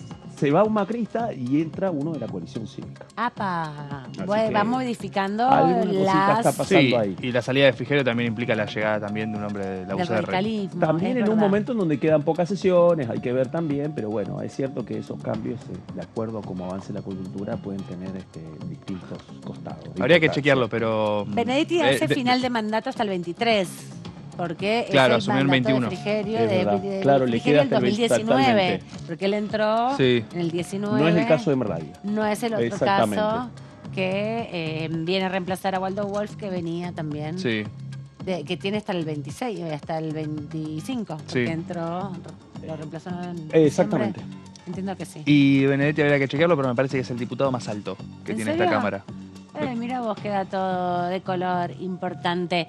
Esa jurada también lo que estuvo bueno es que, bueno, incorporó inmediatamente un diputado y me parece que, bueno, no sé dónde posicionarlo igual a Benedetti respecto a las relaciones dentro del radicalismo del bloque de los 33 radicales, quiero decir. Es un hombre muy cercano a Gerardo Morales. A Morales. Cercano a Gerardo Morales, pero digamos en un contexto también fue contendiente de Rogelio Frigerio en las internas de Juntos por el Cambio, pero bueno, hay que ver qué es lo que pasa también en Entre Ríos en este momento, y además estamos hablando de un empresario agropecuario que también, digamos, tiene una interlocución importante desde el radicalismo con la mesa de enlace y con los distintos sectores agrarios. Es cierto que en este contexto, teniendo en cuenta que, bueno, está el compromiso de oficialismo y oposición de garantizar una sesión por mes, con escaso chance de éxito, porque no está sucediendo. De Río de Janeiro. Pero bueno, en ese contexto también es cierto que así como hasta ayer nadie imaginaba que 10 días después de las PASO iba a haber una sesión especial acordada para debatir todos los temas vinculados a alquileres, claro, puede pasar, digamos, cualquier cosa en este contexto. Y sí, es una expectativa bastante alta para el contexto que tenemos. En agosto le va a tocar al jefe de gabinete, precandidato vicepresidente, ir al Senado. En octubre va a venir acá antes de las elecciones seguramente. Y ya, bueno, ya no más, pero me parece que también es difícil pensar. Ya julio hubo una sesión, va a ser agosto difícil, septiembre no la estoy viendo mucho. Yo tampoco. Y ahí hay un datito, que es que, bueno, finalmente fue ley la finalización del trámite de fe de vida. Ay, es verdad. Que eso este es un dato, digamos, para 8 millones, 7 millones de jubilados y jubiladas. Este es un paso muy importante, trabajoso, hay que decirlo, porque llevó su tiempo, porque en el medio de esta coyuntura también llevó su tiempo desde el giro del Senado para que finalmente fuera transformado en ley, pero bueno, lo que queda es su promulgación veloz y que finalmente el trámite de fe de vida, considerado un trámite muy absurdo en muchos casos. Pero también se había ralentizado porque el PAMI no la ANSES, el PAMI había ya avanzado bastante en resoluciones internas para que en algunos trámites eso se dejara, no fuera tan tortuoso. Que eso se dejara de lado, sobre todo a partir de la experiencia de la pandemia. La ANSES la había dejado durante la pandemia suspendido la fe de vida. Ahora, había que solidificarlo con una ley para que no vuelva a implementarse, pero venía siendo también una resolución de las propias instituciones, de los organismos públicos que atienden a la vejez, como una de las grandes dificultades que se había saldado muy favorablemente durante la pandemia, ¿no? Que fue la etapa donde esto se vio que tuvo una buena respuesta. Sí, así es, uno de los temas es uno de los temas esperados también de la jornada de ayer. Sí, no estaba tan a la vista, me parece, ¿no? En respecto a la agenda, lo que se había tomado toda la atención de todos nosotros era lo vinculado a los créditos UBA y a la ley Olimpa, que había tenido más resonancia, y también a las deudas de ENOSA, que es también muy importante porque ahí fue muy justo la votación, 119. Es verdad que ya era una hora donde había menos diputados, había muchos que se habían ido, pero 119 a favor, 11 en contra y 23 abstenciones, ¿no? Hay una discusión ahí que atraviesa sobre las obras hidráulicas de los 90. Volvemos otra vez a posar la mirada en el proceso de privatización, donde deudas millonarias se fueron acumulando y algo que planteaba el diputado Fernández del Frente de Todos de la provincia de Córdoba, que fue uno de los defensores de este proyecto Impulsores, es que la mitad de la deuda que tienen en dólares los 13 distritos que deben saldar esas deudas son intereses. Entonces lo que quieren es esa renegociación, que no pase un plazo menor de 10 años para que los distritos lo puedan pagar y ni supere los 20 años esa renegociación de la deuda. Así que otra ley importante, que derogamos leyes de la década del 20, revisaron leyes de la década de los 90. Bueno, un proceso importante también de la continuidad de las responsabilidades del Estado y también de las deudas del Estado, ¿no? Que es parte de... Y la urgencia y la preocupación de las provincias y los municipios deudores, ¿no? Con esos pasivos de en lo dólares. Que impacta negativamente en más de 30 años sostener muchos gobiernos, que eso es muy nocivo después para si quieren acceder a negociar obras en la actualidad. Pero bueno, hablábamos de créditos UBA y acá nuestro compañero está listo Antonio Ricovene para contarnos cómo fue todo este debate. Sí, así es. Fue el plato fuerte de la jornada que se aprobó después de algunas horas de debate con 134 votos afirmativos, 40 negativos y 18 abstenciones. Los votos negativos nos da un poco la pauta de las divisiones internas de Juntos por el Cambio con este tema, principalmente con el radicalismo vinculado al territorio en las provincias que recibía cada vez que volvía a los distintos distritos, bueno, la necesidad, ¿no?, de una respuesta. 18 abstenciones, decíamos recién. Esta iniciativa que plantea que la cuota a abonar no debe superar el 30% de los ingresos de los deudores, entre otras cuestiones. Vimos cómo también se debatió durante un largo tiempo con distintos invitados, algunos de ellos muy importantes, como Miguel Pech, el titular del Banco Central de la República Argentina. Vimos también a Silvina Batakis, que estuvo por acá por su paso como ministra de Economía, pero también como titular del Banco de la Nación, titulares del Banco Provincia, que pasaron por la Comisión de Presupuesto y Hacienda y Finanzas. Sí, exactamente, y que también fueron dando cuenta de un proceso complejo que es sintetizar en una norma una respuesta, una resolución de una política pública que se desarrolló durante el gobierno de Mauricio Macri y que, bueno, por esta idea de plantear discursivamente una inflación cero o la baja de la inflación, tuvo una recepción importante de tomadores de crédito y luego no fue el mismo correlato con la espiral inflacionaria, ¿no? Exactamente, y eso implicó este proceso de sobreendeudamiento de los tenedores de esos créditos, ¿no? Me acuerdo de lo que fue esa sesión informativa, especialmente por, bueno, la presencia de Batakis como titular del Banco Nación. Sí. Tuvo un punto de vista un poco alternativo al resto de los representantes bancarios. Claro, los que vinieron de la ciudad y la provincia. Porque primero sostuvieron para defenderse, además de que el nivel de mora era bajo y que en ese contexto, consideraban de que no era necesario. O sea, como primera línea discursiva, los representantes de los bancos, salvo el Banco Nación, insistieron con mucha vehemencia de que no era necesario cambiar nada. Exacto, que así como estaba, que así como estaba, que se bueno, pagaba. Totalmente. Estaba. Y que si no, bueno, se vería, porque de algún modo, además, aún sobreendeudado, el deudor hipotecario en UBA igual estaba accediendo a un bien. Que es un poco el argumento que sostuvo también Tetaz. Bueno, por eso, pero ahí hay un dato para pensar, especialmente por eso, cómo quedó ese planteo de los bancos reducido solamente a un sector del radicalismo, en un momento en donde dentro del mapa político de Juntos por el Cambio hubo sectores que directamente impulsaron un cambio y se bancaron esa discusión incluso con los bancos, ¿no? Porque hay que recordar que también Cobos, para impulsar esto, también llevó adelante toda una negociación muy silenciosa, muy cuidadosa, pero incluso hasta con la presidenta de la Cámara, con Cecilia Moró, especialmente, bueno, porque ella también había tomado el compromiso y el bloque oficialista también de tomar ese guante. Y resultó en esto, digamos, en definitiva. Sí, en esta edición de los votos afirmativos que tuvo, bueno, el principal bloque que mayor acompañamiento le dio fue el Frente de Todos. Después, por una parte, del interbloque federal que decidió acompañar, la otra no tanto, y Provincias Unidas, los 4 diputados sí dieron su apoyo, y los 33 de la Unión Cívica Radical también estuvieron dispuestos a apoyar, marcando esta diferencia interna que tienen respecto a este tema, que también se venía viendo ya en lo que eran los debates de comisión. Digo, nadie sorprendió en el día de ayer cuando vimos a Martín Tetaz del bloque Evolución Radical, pero también del partido Radical, despotricar contra este tema por los argumentos que recién exponían, claro, y Julio Cobos defendiendo su voto afirmativo. Fue miembro informante del dictamen de minoría. El dictamen propio, digamos, de minoría. Exacto. Así es. Pasamos a repasar los votos negativos que tuvo esta iniciativa en la siguiente placa.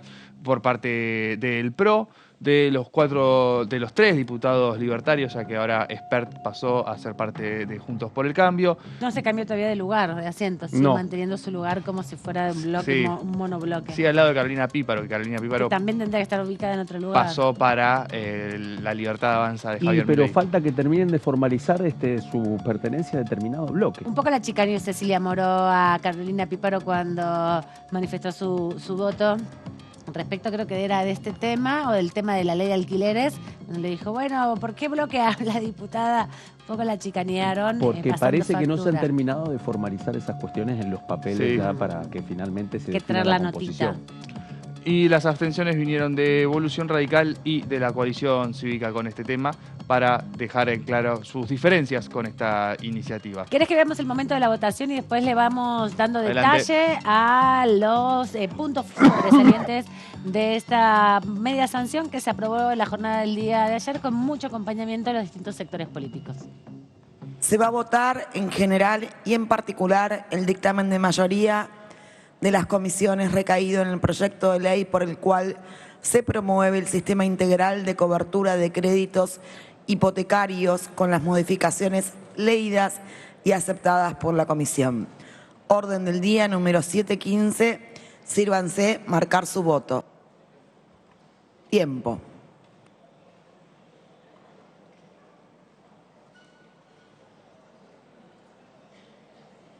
Bueno, se cierra. Por secretaría se dará lectura del resultado de la votación. 134 afirmativos, 40 negativos, 18 son las abstenciones. Resulta afirmativa, se comunicará al Honorable Senado.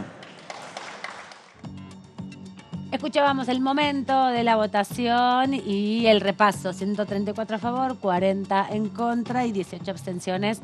Y el detalle que nos dabas, Antonio, de cómo fue esa composición de votación. Así es, vamos a repasar uno de los puntos principales del proyecto, que es que modifica el sistema de actualización de estos créditos hipotecarios UBA, que fueron definidos durante el gobierno de Mauricio Macri, que establece a la evolución de la inflación como parámetro de ajuste de cuotas. Esta modificación establece la suspensión por un año de los juicios de desalojo, lanzamiento, embargo o cualquier otro tipo de medidas preventivas cautelares en trámite sobre aquellas viviendas adquiridas a través de este crédito, que era una de las principales urgencias que tenían las familias con mayor nivel de morosidad, pero también vimos en el debate, en las comisiones que representaban, ¿te acordás, Aman? Alrededor del 5%, los que estaban más... Es un poco lo que decía también Claudio recién, ¿te acordás? Como baja morosidad. fue un discurso también que nos quedamos todos impactados, porque en ese momento decíamos, bueno, entonces ¿cuál es el problema? No se cachaba bien cuál era el problema. Y ahí hay un tema que... El tema era el tiempo y los intereses. El tiempo, los intereses, el nivel de sobreendeudamiento y la carrera contra el tiempo para evitar la ejecución de la hipoteca, digamos. Por eso que se ese es el hacía otro eterno. tema, exactamente. Porque de hecho el proyecto suspende en algún Así sentido, es. pone un límite, ¿no? El tema es que acá, como la deuda se iba acumulando al final de, digamos, lo que no se pagaba por el congelamiento iba al final de la deuda, de la cuota que tenían que pagar, y el impacto inflacionario también se acumula como al Exacto. final, termina siendo más la deuda de lo que terminan pagando. Y ahí vino ese toda era el esta problema. discusión que nos está contando Antonio con el tema del descalce también, Exacto. porque decía algo que no querían los bancos, era el fondo fiduciario. Exacto. Vamos a la Hablar de siguiente eso. placa, por favor, para repasar algunas de las definiciones que tuvo. Aparicio, titular de la Comisión de Finanzas, planteó que la diferencia contemporánea entre la cuota pagada por el deudor y la que debería percibir la entidad financiera, según las condiciones originales del crédito, dará lugar a una compensación monetaria y que será cubierta, lo que decía Claudio recién, por el Fondo Fiduciario de Compensación y Promoción Hipotecario, uno de los puntos que mayor rispidez generaba a lo largo del debate, y también uno de los puntos centrales en la modificación respecto a, bueno, quién se va a hacer cargo, ¿no?, de esos créditos, de esa plata que prestaron los bancos y cómo van a recibirlo, porque la preocupación de los bancos, uno lo podía imaginar, tenía que ver, bueno, quién me va a pagar lo que me corresponde. Efectivamente, eso es parte del problema que se fue dando respecto Sí. a quién garantiza los fondos para poder, bueno, eso, justamente que no se descompense el proceso en una discusión que, bueno, en definitiva es una política pública que se implementó con una hipótesis errada, ¿no? Que se iba a poder garantizar con una baja inflación una cuota accesible. Exactamente. Y es lo que nos y que sucedió. quede atado, digamos, a la paridad del dólar, digamos, ese es un tema. Se lo planteaba Aparicio en su rol de miembro Exacto. informante. como Y lo también presidenta de la Comisión de Finanzas. Así es. Contempla que al momento de ejercer la opción de la cuota A abonar por los tomadores de este tipo de crédito no deberá superar el 30% de los ingresos de los deudores. También otro de los puntos que mostraba cómo muchísimos deudores, aún habiendo pagado una cantidad de plata que tal vez respondía a lo que pensaban pagar en pesos al principio de que tomaron este crédito, después veían cómo se multiplicaban exponencialmente las deudas que tenían. Asimismo, quienes están alcanzados por el impuesto a las ganancias podrán deducir actualmente hasta 3 salarios mínimos, mientras que los deudores podrán vender sus propiedades y el crédito existente, una forma de resolver también esta situación. Sí. Vamos a escuchar lo que decía en la intervención de la Cámara de Diputados en la jornada del día de ayer, justamente la diputada Aparicio, del Frente de Todos de la provincia de Buenos Aires. Ella es representante del Frente Renovador y es la presidenta justamente de la Comisión de Finanzas, donde se dio este debate como comisión cabecera. El proyecto a tratar titula Sistema Integral de Cobertura y Promoción de Créditos Hipotecarios. El dictamen de mayoría cuenta con 6 capítulos y un anexo. Posee 37 artículos. El artículo 1 establece las relaciones comprendidas emergentes y futuras respecto a líneas de crédito tomadas por personas humanas con entidades financieras regidas por la Ley 21.526, destinadas a la adquisición, construcción, refacción o ampliación de vivienda de carácter única, familiar, de ocupación permanente, que contengan cláusulas de ajuste UVA y UBIS. El artículo 2 ofrece a través del Fondo Fiduciario de Compensación y Promoción Hipotecario, de aquí en adelante, Fondo Fiduciario, a los deudores que lo soliciten el servicio de compensación en base a las siguientes características. El valor de la cuota a pagar por el deudor será determinado en función de la actualización mensual del saldo de capital por el índice IAR, actualizable por la remuneración imponible promedio de los trabajadores estables de aquí en más RIPTE. Este índice resulta en las proyecciones de los cálculos que hemos hecho más beneficioso para los deudores que el índice de coeficiente de variación salarial, si bien tiene en cuenta esta base. Parte de lo que decías, Antonio, vos, ¿no? Con las placas que nos sintetizabas de los puntos más sobresalientes que tiene este proyecto. Así es, un proyecto que fue también una de las iniciativas que la oposición aplicó siempre para negociar con el oficialismo a través de con distintas convocatorias de sesiones. Fue en el año pasado lo que destrabó también la posibilidad de formar las comisiones, un debate que siempre iba ligado con la ley de alquileres, también respecto a la vivienda y a la situación de familias argentinas que esperaban una solución, familias y personas sin familia que también tomaron créditos. No solamente era para familias, pero tenés razón, porque le queda también el estereotipo de la casa familiar. De la casa familiar. Que es parte del discurso de los bancos también, ¿no? Sí, de todas las y de muchos vivienda. diputados, uno escuchándolo durante tantas horas, capaz después repite mucho sin pensarlo. Total, por eso pero fue la corrección. Pensaba también en relación a esto que decías, finalmente vos planteabas, empezó el debate de la cuestión habitacional con el registro de barrios populares, digamos, a instalarse, después la ley de alquileres y al final el que terminó ganando la partida en toda esta discusión fue el de los créditos UVA, ¿no? Exacto. Que tiene un universo más pequeño, son 100.000 personas. Es también esa situación en términos de, bueno, están pagando, hay un nivel de ingresos para ese colectivo que es diferente y diferencial a quienes alquilan, que son 9 millones de personas y que son más o menos el mismo cantidad de personas las que viven en los 40.000, en los 4.000 barrios populares, en los 5.000 barrios populares que hay ya. Sí. Entonces, ¿a quién se apunta también con qué, digamos, hablando de lobby, quiénes acceden a esta Cámara de Diputados a resolver sus problemas, ¿no? Claro. También para ver y hacer un análisis en este contexto electoral, cuáles son los temas que terminan siendo consensuables entre los bloques en el Congreso. No hay otros que no pasan el filtro. De hecho, sin ir más lejos, la discusión sobre los alquileres ha sido un tema que muchos han intentado, hasta que fuera una apuesta de Juntos por el Cambio en la campaña, de que no llegara, digamos, a ser parte de la discusión electoral. Porque es un tema en donde muchas veces puede tener algún impacto en los medios, pero puede ser un boomerang, especialmente en un escenario como este. 9 millones de inquilinos. Así es, pero bueno, también hubo algunas diferencias, hubo algunos diputados que no estaban tan a favor de la forma que se buscaba resolverlo. Uno de los voceros de ese sector fue Martín Tetaz, que justificó su rechazo y planteó: si nosotros rompemos el mecanismo UVA ahora, lo que vamos a hacer es condicionar el futuro de millones de familias argentinas. Ahí hay otro que habla de familias, Aman, que tienen la única herramienta de acceso a la vivienda, como lo es el crédito hipotecario, casi como una reivindicación, ¿no? Del crédito UVA y de la deuda de UVA para llegar a la vivienda familiar.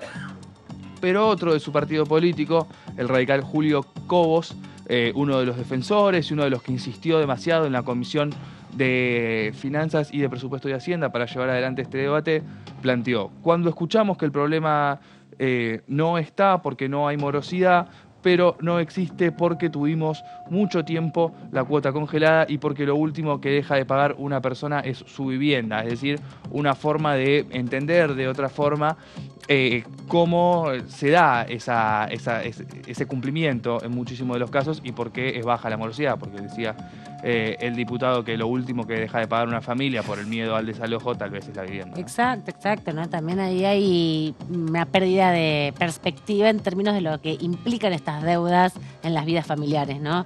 Que un poco también fue lo que se quiso contar a partir de las discusiones. Algunas se volvían muy técnicas en relación a si es legítimo o no legítimo dar un tipo de respuesta así a quienes acceden a la vivienda, digamos poniendo en juego en definitiva que lo único que se pone en término final es un bien, ¿no? Que la comparación entre inquilinos y tomadores de crédito, que al final del recorrido el inquilino no tiene nada y el tomador de crédito sí. Pero en definitiva también es como una discusión un poco maniquea, ¿no? Porque la situación de angustia, incluso la crisis, digamos, de salud mental que impacta una deuda de esas características ingobernable, pone al borde de situaciones muy críticas, ¿no? Podrás tener una casa al futuro, pero hay que ver si vos llegás con tu salud mental. Llegar a sobrevivir No a la es tan ejecución fácil. hipotecaria, digamos. Exacto. Me parece a mí que este es el tema, cuando ya el nivel del monto de la deuda y su relación en dólares sobrepasa cualquier capacidad de pago de los ingresos de ese deudor, que cuando firmó el acuerdo para tomar esa deuda no tenía un impacto tan grande sobre sus ingresos, especialmente porque lo que cambia por completo esta ecuación es el impacto de la inflación y también el valor del dólar. Entonces, en ese contexto es como que en toda esta discusión queda un hiato ahí con respecto a la proporcionalidad de la deuda, ¿no? Bueno, ahí hay un tema en donde no queda planteado muchas veces y realmente es uno de los temas de la desproporción de lo que están pagando actualmente los deudores en crédito SUBA en relación a la deuda que habían tomado originalmente. La gran mayoría de los votos fue aportado por el oficialismo, ¿no? Así Esto deja traducir o traslucir que va a ser el oficialismo quien va a tomar estos temas en el Senado de la Nación. Hay algunas silencias, porque la representación del Senado entre el radicalismo es más un radicalismo vinculado, digamos, a los sectores más halcones. Entonces hay que ver quién retoma ese debate. Acá fue muy impulsado por Cobos, como diputado del radicalismo mendocino, por la preocupación particular que tenía del impacto de los créditos SUBA en su provincia, y eso también permitió motorizarlo bastante. Hay que ver del otro lado quién se hace cargo, ¿no? Eso. Porque... ¿Y qué pasa con los gobernadores también, me parece a mí? Porque yo creo que hay algunos gobernadores que a partir del impacto que tienen sus provincias, más en este escenario, creo que tampoco tienen mucho margen como para oponerse abiertamente, salvo de que nos encontremos en un momento de voces civilinas y silenciosas para que este proyecto quede ahí y para que los deudores de los créditos SUBA tengan que, nuevamente tener una larga peregrinación por los pasillos del Senado. Y que no para muera que la media sanción, Hay ¿no? que ver qué es lo que pasa ahí, exactamente. Yo también miraría con preocupación para el avance de este proyecto que va a tener el Senado los tiempos electorales y la campaña, ¿no? Sí, pero ya con la media sanción tienen posibilidad de tenerlo 2 años. El tema es si nadie recoge el guante, por eso digo. es un problema, porque, bueno, un poco rememorando lo que pasó con ley de alquileres, un poco sucedió eso. Se había aprobado en 2016 una ley un poco menos compleja. Cuando llegó al diputados en el 2017, estuvo planchada durante 1 año y medio por quien era titular en ese momento, Lipovetsky, que después llevó el nombre de la ley y se modificó completamente. O sea, se tomó ese proyecto original como una vista, digamos, como tenerlo a la vista. Después se hicieron otros proyectos de ley y ese proyecto original terminó siendo muy diferente a lo que hay hoy, que termina también siendo esta complicación a nivel institucional. Entonces, hay una situación donde es muy importante esta media sanción porque ya una síntesis. Hay votos de todos lados, pero cuando es tan poco el acompañamiento de los sectores de la oposición, hay un temita no resuelto ahí. Habla de la dificultad, digamos, que ha implicado que esto pueda llegar al recinto de la Cámara de Diputados también, porque, y especialmente para Juntos por el Cambio, es un tema que desde que surgió sigue desatando muchas diferencias dentro de Juntos por el Cambio. la necesidad también de responder a determinadas demandas hizo que, bueno, que esas diferencias quedaran un poco encapsuladas también, porque no nos encontramos, fueron muy cuidadosos quienes intervinieron en el recinto para defender sus posiciones, ¿no? Exacto. Fueron muy cuidadosos, incluso los críticos como Tetazo, quienes también del radicalismo, bueno, estaban argumentando con muchísimo cuidado como para no pisarse un poco los callos, ¿no? No, claramente, porque no es un tema fácil de resolver y principalmente porque vuelve a poner otra vez en evidencia la gran crisis habitacional que tiene Argentina y la gran complicación que tiene el sistema financiero, que está enmarcado en la ley de entidades financieras, la dictadura militar, ya que lo comentamos, ¿no? Para no perder Totalmente. de vista desde dónde viene la dificultad de poder desarrollar políticas de crédito hipotecario, ¿no? Que los bancos privados no ofrecen, que cae todo en respaldo de los bancos públicos y que son los mismos los que financian la producción, los que financian los créditos hipotecarios, los pocos que hay, y que después se encuentran con estas situaciones de no poder resolverlo. Así que esperemos que tenga una mejor sobrevida toda esta discusión y que se pueda sostener este debate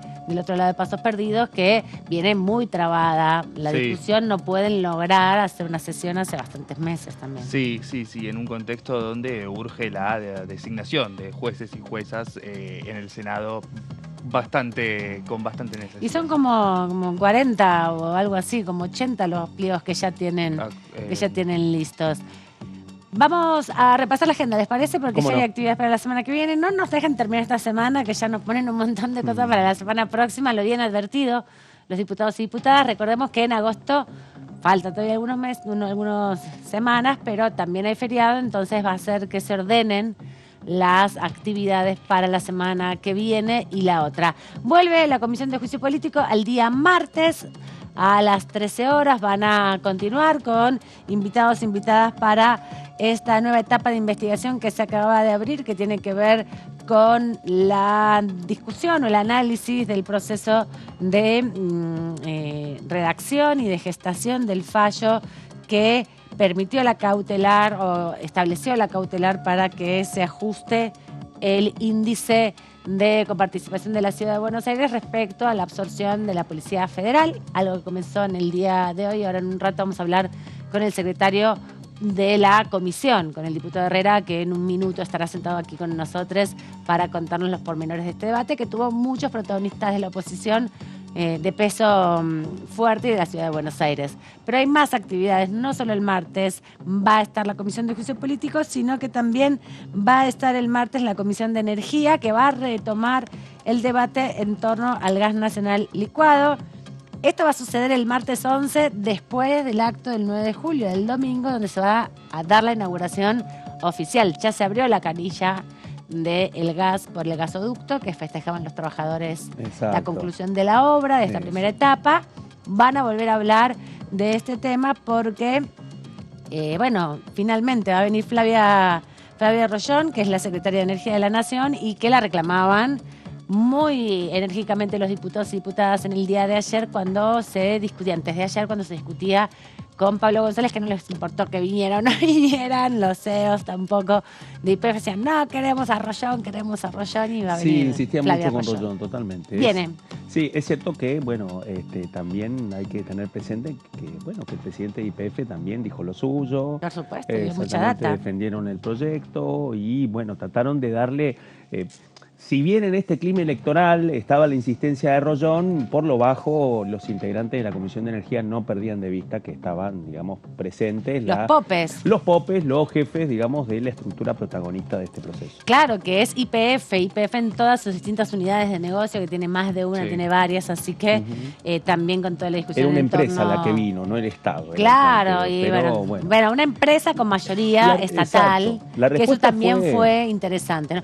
Algo que me sorprendió de esa reunión, ya que estamos comentándola porque va a haber una nueva el martes, decían muy indignados algunos diputados de la oposición por qué hacer una ley a medida de una empresa, que nunca había sucedido, pero recuerdo que el programa de promoción para las empresas automotrices estaba consensuado con las empresas también, ¿no? Es verdad, también con el sindicato, pero hay muchas leyes de promoción que se hacen consensuadas con sectores. Por ahí es la única empresa YPF, eso es lo que también hay que decir, ¿no? Sí. No vino toda la industria del gas, tampoco hay tanto. También plantearon que, perdón, pero también plantearon que el tema giraba en torno también a los tiempos de esta administración. Claro. Porque consideraban que, bueno, decían, bueno, en este momento electoral, con una ley tan importante, es necesario avanzar en estos términos con algo tan trascendente cuando está un gobierno que está transitando y los funcionarios que van a estar presentes son parte, les queda poco tiempo al frente del cargo, independientemente del resultado de las urnas, ¿no? Exacto. Este es el otro tema también que sobrevolaba y La que chicana. posiblemente, exacto, y que forme parte también del contexto en el que va a llegar Rollón cuando esté ante el plenario de la Comisión de Energía. Y el contexto, ¿no? También donde desde lo político el domingo el Frente de Todos, Unión por la Patria, ahora va a mostrarse juntos para festejar que el gasoducto ya está funcionando en su primer tramo. Van a ser como el lanzamiento de campaña más que nada, Sí, digo, más sí, allá de la sí. presentación que hubo de Massa formalmente con el Que en su momento estaba Skyban. pensado este acto para antes del cierre de listas, Para el cuando 20. no estaban definidas las candidaturas todavía. No, que todos pensábamos que iba a ser Guado y Scioli. Otro y escenario totalmente distinto. nada. Posiblemente Guado y otra Scioli realidad. estén también. Guado seguro, vamos a ver si Y está es Scioli posible también. Bueno, Scioli porque se sumó a la cartera de Massa, ¿no? Sí. Ya Bueno, las la gran rencores expectativa es que esté pasaron Alberto a y tener... Cristina, ¿no? Que esté el presidente y la vicepresidenta. Digamos. está confirmado que van a estar. Bueno, este es el tema, digamos. Me parece que Está la centralidad confirmado, está ahí. pero hasta que yo Hasta no que lo no vea. suceda, hasta que en no lo este veamos, país. digamos, ese es un dato importante. Pero queda claro que la apuesta en este escenario electoral es muy importante. También es cierto que implica toda una inflexión, incluso para las internas del Frente de Todos, lo que ha sido la construcción del gasoducto, que en este contexto se haya concluido finalmente la obra. También está claro que, bueno, que hay un gran fabricante que lo hace en todo el mundo, pero que también festeja en este contexto, que es Techin. Por supuesto ¿no? que Claro. puso toda... Exactamente, en ese Todo contexto. el negocio, digamos. Y que a partir de lo que fue una de las grandes discusiones internas, bueno, parte de este proceso se termine cerrando con la presencia de los protagonistas. Y la participación de Techin, que en su momento puso en polémica, ¿se acuerdan? El ex ministro Culfas, Sí. que terminó con su salida. Sí. Bueno, de aquel entonces hasta ahora pasó casi un año y hay un gasoducto en funcionamiento, porque el gasoducto, Más si de un bien año. va a haber una inauguración formal el 9 de julio, ya desde el 20 está cargándose los tramos y ahora ya se terminó de soldar. Esto quiere decir que ya está la obra, el primer tramo. Así que va a ser protagonista, como decíamos, el martes nuevamente esta discusión para fogonear, bien dicho, más que mejor que nunca, la campaña, que va a ser el gran tema de la campaña, la capacidad de gestionar esta obra monumental que todos esperaban que fuera mucho más duradera en el tiempo, su facción, su factura, pero bueno, en 8 meses, un poquito más, se logró encauzar el primer tramo, muchos kilómetros desde Vaca Muerta hasta la provincia de Buenos Aires, hasta Salqueló, ahí en la puntita, cerca de La Pampa. Hay también actividad del miércoles, me sorprendió el horario, la Comisión de Discapacidad a las 15 horas. Van a estar trabajando en varios temas, sobre todo la protección integral, niños, niñas y adolescentes, modificación del sistema de prestaciones básicas en habilitación y rehabilitación integral a favor de las personas con discapacidad. También se va a estar trabajando sobre una capacitación obligatoria en lengua de señas en los 3 poderes del Estado. Vamos sumando capacitaciones. Acá ya está hecha la ley Micaela en esta mesa. Yo todavía no la hice. Bueno, Yo están un poco tampoco. demorados, porque ahora ya tenemos Lo la critico ley, fuertemente, como diría Beatriz Arlo. la ley Micaela, la ley Yolanda, la ley Malvinas, la ley ahora, que se va a terminar aprobando dentro de poco, de capacitación obligatoria sobre lengua argentina de señas. Van a estar hablando sobre eso y también van a estar hablando sobre el sello nacional de equidad laboral, protección y proyectos, de resolución y declaración. Este sello nacional es algo también muy interesante porque lo que promueve es que cualquier producto argentino que vaya a acceder a este sello, sea un servicio o sea un bien, tenga una certificación de los estándares de equidad. Que hay, varias leyes que establecen cupos para discapacidad, cupos para personas travestis y trans, también la equidad entre los géneros. Hay una manera también de estimular que no es solamente poniendo multas, ¿no? Cuando no se cumple, o solamente con la policía del género atrás de la discusión pública, sino principalmente una promoción de aquellos bienes y servicios que respeten estos estándares puedan, en definitiva, avanzar también con todo esto. Así que ya tenemos previsto para el martes varias comisiones, varias actividades que ustedes también van a poder seguirlas aquí en la pantalla de Diputados TV, que estaremos transmitiendo. Y estábamos hablando justamente de juicio político, así que repasar un poco lo que ha sucedido en la jornada del día de hoy. Lo primero que hubo en la comisión fue la resolución, digamos, de los pendientes respecto a la hipótesis de investigación vinculada con la situación en la obra social. Es así que finalmente se trabajó en torno a el informe justo que se le había enviado al juez Maqueda para solicitarle la presentación ante el cuerpo de la Cámara de Diputados y responder a las acusaciones de la Cámara de Diputados a partir de las acusaciones que se hicieron. Como les comentábamos, vinieron testigos, iniciaron la ronda de testigos del tema coparticipación y estuvo el Procurador. No, el subprocurador, ahí está. Iba a decir el procurador del Tesoro, pero no es el procurador. Ibas a decir el tesorero, pero no, es el procurador. Se me había borrado el nombre, el subprocurador, porque el procurador es Zanini, es Carlos Zanini. En este caso, el doctor Díez estuvo participando de la Comisión de Juicio Político. Ya había participado al inicio del debate, allá cuando se empezó a establecer cómo era el funcionamiento de la Corte Suprema, sobre todo con el intercambio de chats que se conoció a partir de lo del Lago Escondido por un lado, pero también vinculado a las negociaciones entre Robles y D'Alessandro. Por eso se lo había citado allá por el mes de abril, mayo. Ahora volvió y en profundidad parte de lo que dijo fue esto. Para referirme a los vicios que a criterio actual, ¿no?, del Ejecutivo Nacional tienen aquellos decretos, debería mencionar que la ciudad autónoma de Buenos Aires, la CABA, tenía históricamente, desde un decreto del año 2003, asignada una coparticipación del 1,4% respecto de la masa de recursos que se distribuyen bajo el régimen de la Ley de Coparticipación Federal de Impuestos. A principios del año 2016 fue suscripto entre el Poder Ejecutivo Nacional y el Ejecutivo de la CABA el convenio de traspaso de funciones de seguridad en materias no federales dentro del ámbito de la ciudad de Buenos Aires, concretamente de las áreas de la Policía Federal Argentina que hasta entonces tenían a su cargo la atención de esos aspectos de la seguridad en cuestiones no federales. Es interesante destacar que en el convenio de traspaso de esas funciones y competencias no fue estimado el costo que podía representar precisamente la ejecución, el cumplimiento, ¿no?, de esos servicios de seguridad en cuestiones no federales. Y no solo no fue estimado, sino que tampoco se estableció allí ningún mecanismo o procedimiento destinado a establecerlo. Hubo precedentes, por ejemplo, en el traspaso de competencias en materia de justicia penal a la CABA, en los que se contempló un procedimiento que después, bueno, tuvo sus dificultades en cuanto a la implementación, pero había algún mecanismo previsto para estimar el costo y el mecanismo a través del cual la Nación iba a compensar a la CABA por las mayores erogaciones que iba a tener que asumir al tomar a su cargo esos servicios.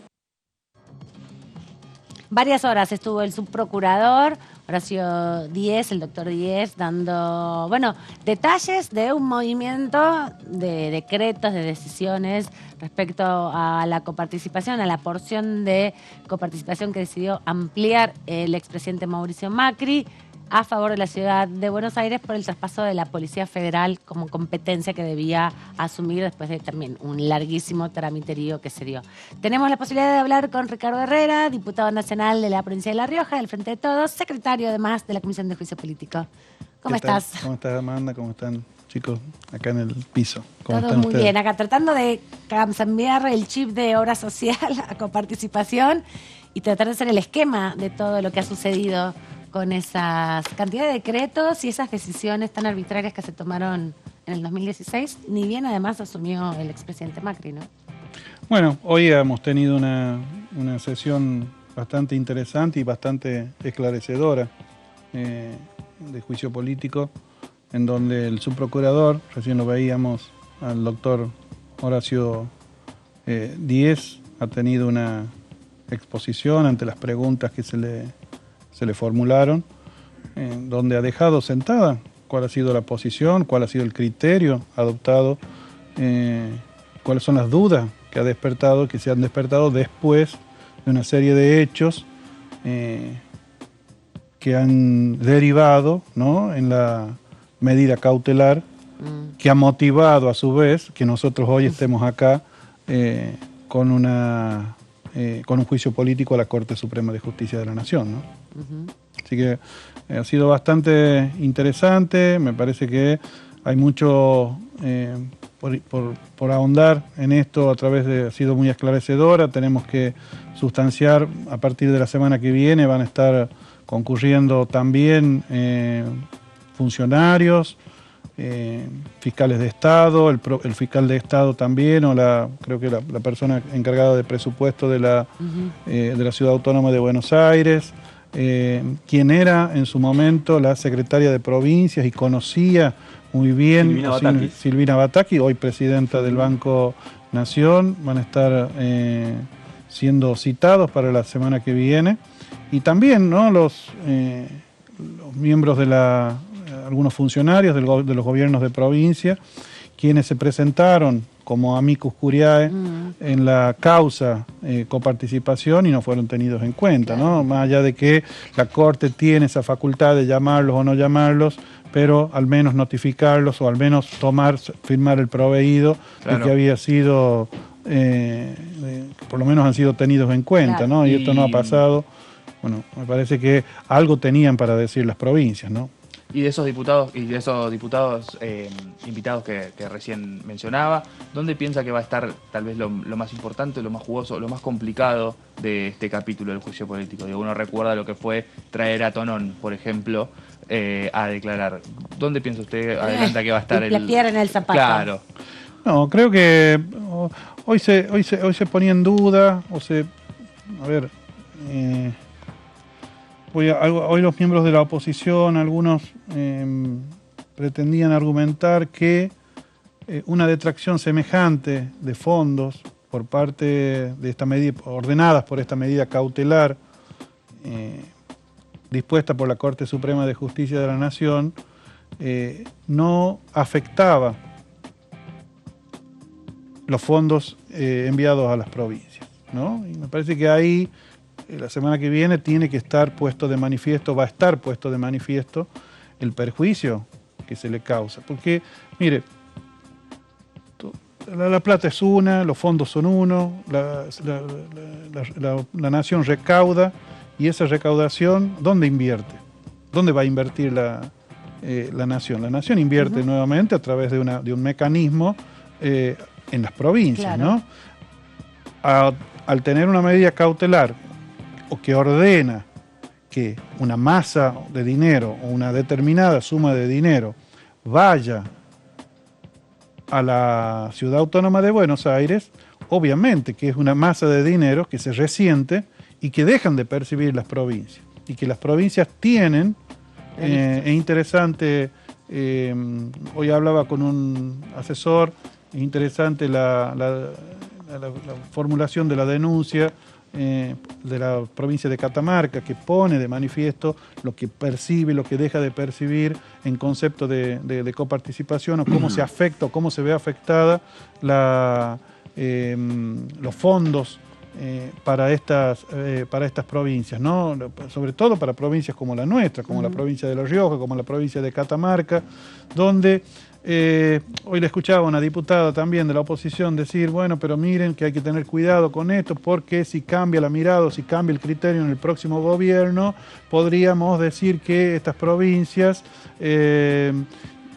que se mantengan con lo que reciben o con lo que generan, y esto entonces las perjudicaría gravemente, pero me parece que está poniendo por delante de los principios de solidaridad, de los principios de equidad que rigen en la Constitución Nacional. Parece ¿no? que eso escasea a la hora de discutir Claro. la coparticipación. Bueno. Pero ahí le quiero preguntar algo, aprovechando estos minutos que tenemos, diputado, porque usted decía que uno de los temas es que precisamente la Corte no escuchó a los gobernadores que se estaban presentando como amicus curiae, ¿no? Y que estaban dispuestos a hacer una serie de planteos. Pero ahí viene el otro tema, porque una parte tiene que ver con la discusión de los cálculos. Y la otra parte es cómo se hizo ese fallo. ¿Usted cree que el momento en que la Corte finalmente decide no convocar a los gobernadores forma parte de las presiones que estaban, o de las negociaciones que estaban recibiendo, o de los contactos entre Silvio Robles y Marcelo D'Alessandro? Porque ahí, digamos, es donde se pondría a prueba, digamos, parte de la construcción de la prueba para avanzar con este capítulo. ¿Lo ven posible? Bueno, hoy el subprocurador de la Nación, Horacio Díez, ha puesto lo ha visibilizado a este tema, ¿no? Es decir, ellos ante el fallo inminente de la Corte, y previamente a ese fallo, una serie de hechos visibilizados a través de medios periodísticos, ellos presentaron un pedido de recusación a los fines de... ¿Por qué? Porque son parte interesada. El gobierno nacional era parte interesada.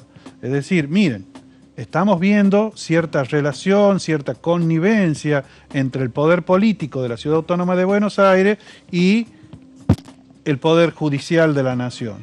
Ante esta situación, pedimos que se recuse o pedimos que se aparte. O que nos aclare, por lo menos, mire, no estuvo, no fue, no es la persona que ustedes dicen que es. Claro. Bueno, llevar cierta tranquilidad, o por lo menos dejarle cierta tranquilidad al gobierno nacional de que lo que estaba sucediendo tenía una cierta imparcialidad, ¿no? Bueno, esto a todas luces no ha sido, porque no solamente no se ha admitido no se lo ha recusado al juez Rosati, se ha fallado esta medida cautelar, y posteriormente a esta medida cautelar han aparecido esta serie de chats que también, miren, como decía también, dice, no solo hay que ser, sino también hay que parecer, ¿no? Y esto, por lo poco, no se le parece, no tiene nada que ver con lo que tiene que ver con la administración transparente de justicia, ¿no? Gracias, diputado, por este ratito. Sabemos que ha tenido mucho trabajo ayer y hoy. La Comisión de Juicio Político es una comisión densa y hay mucho que prestar atención, así que le agradecemos estos minutitos que se haya prestado para la charla, y en cualquier momento lo volvemos a convocar. Muchas gracias, muy amables como siempre. Hasta luego. Y ustedes les digo hasta la semana que viene. Por supuesto. Nos vemos la semana próxima. Siempre. Ustedes se quedan acá con la programación de ETV. Hasta luego.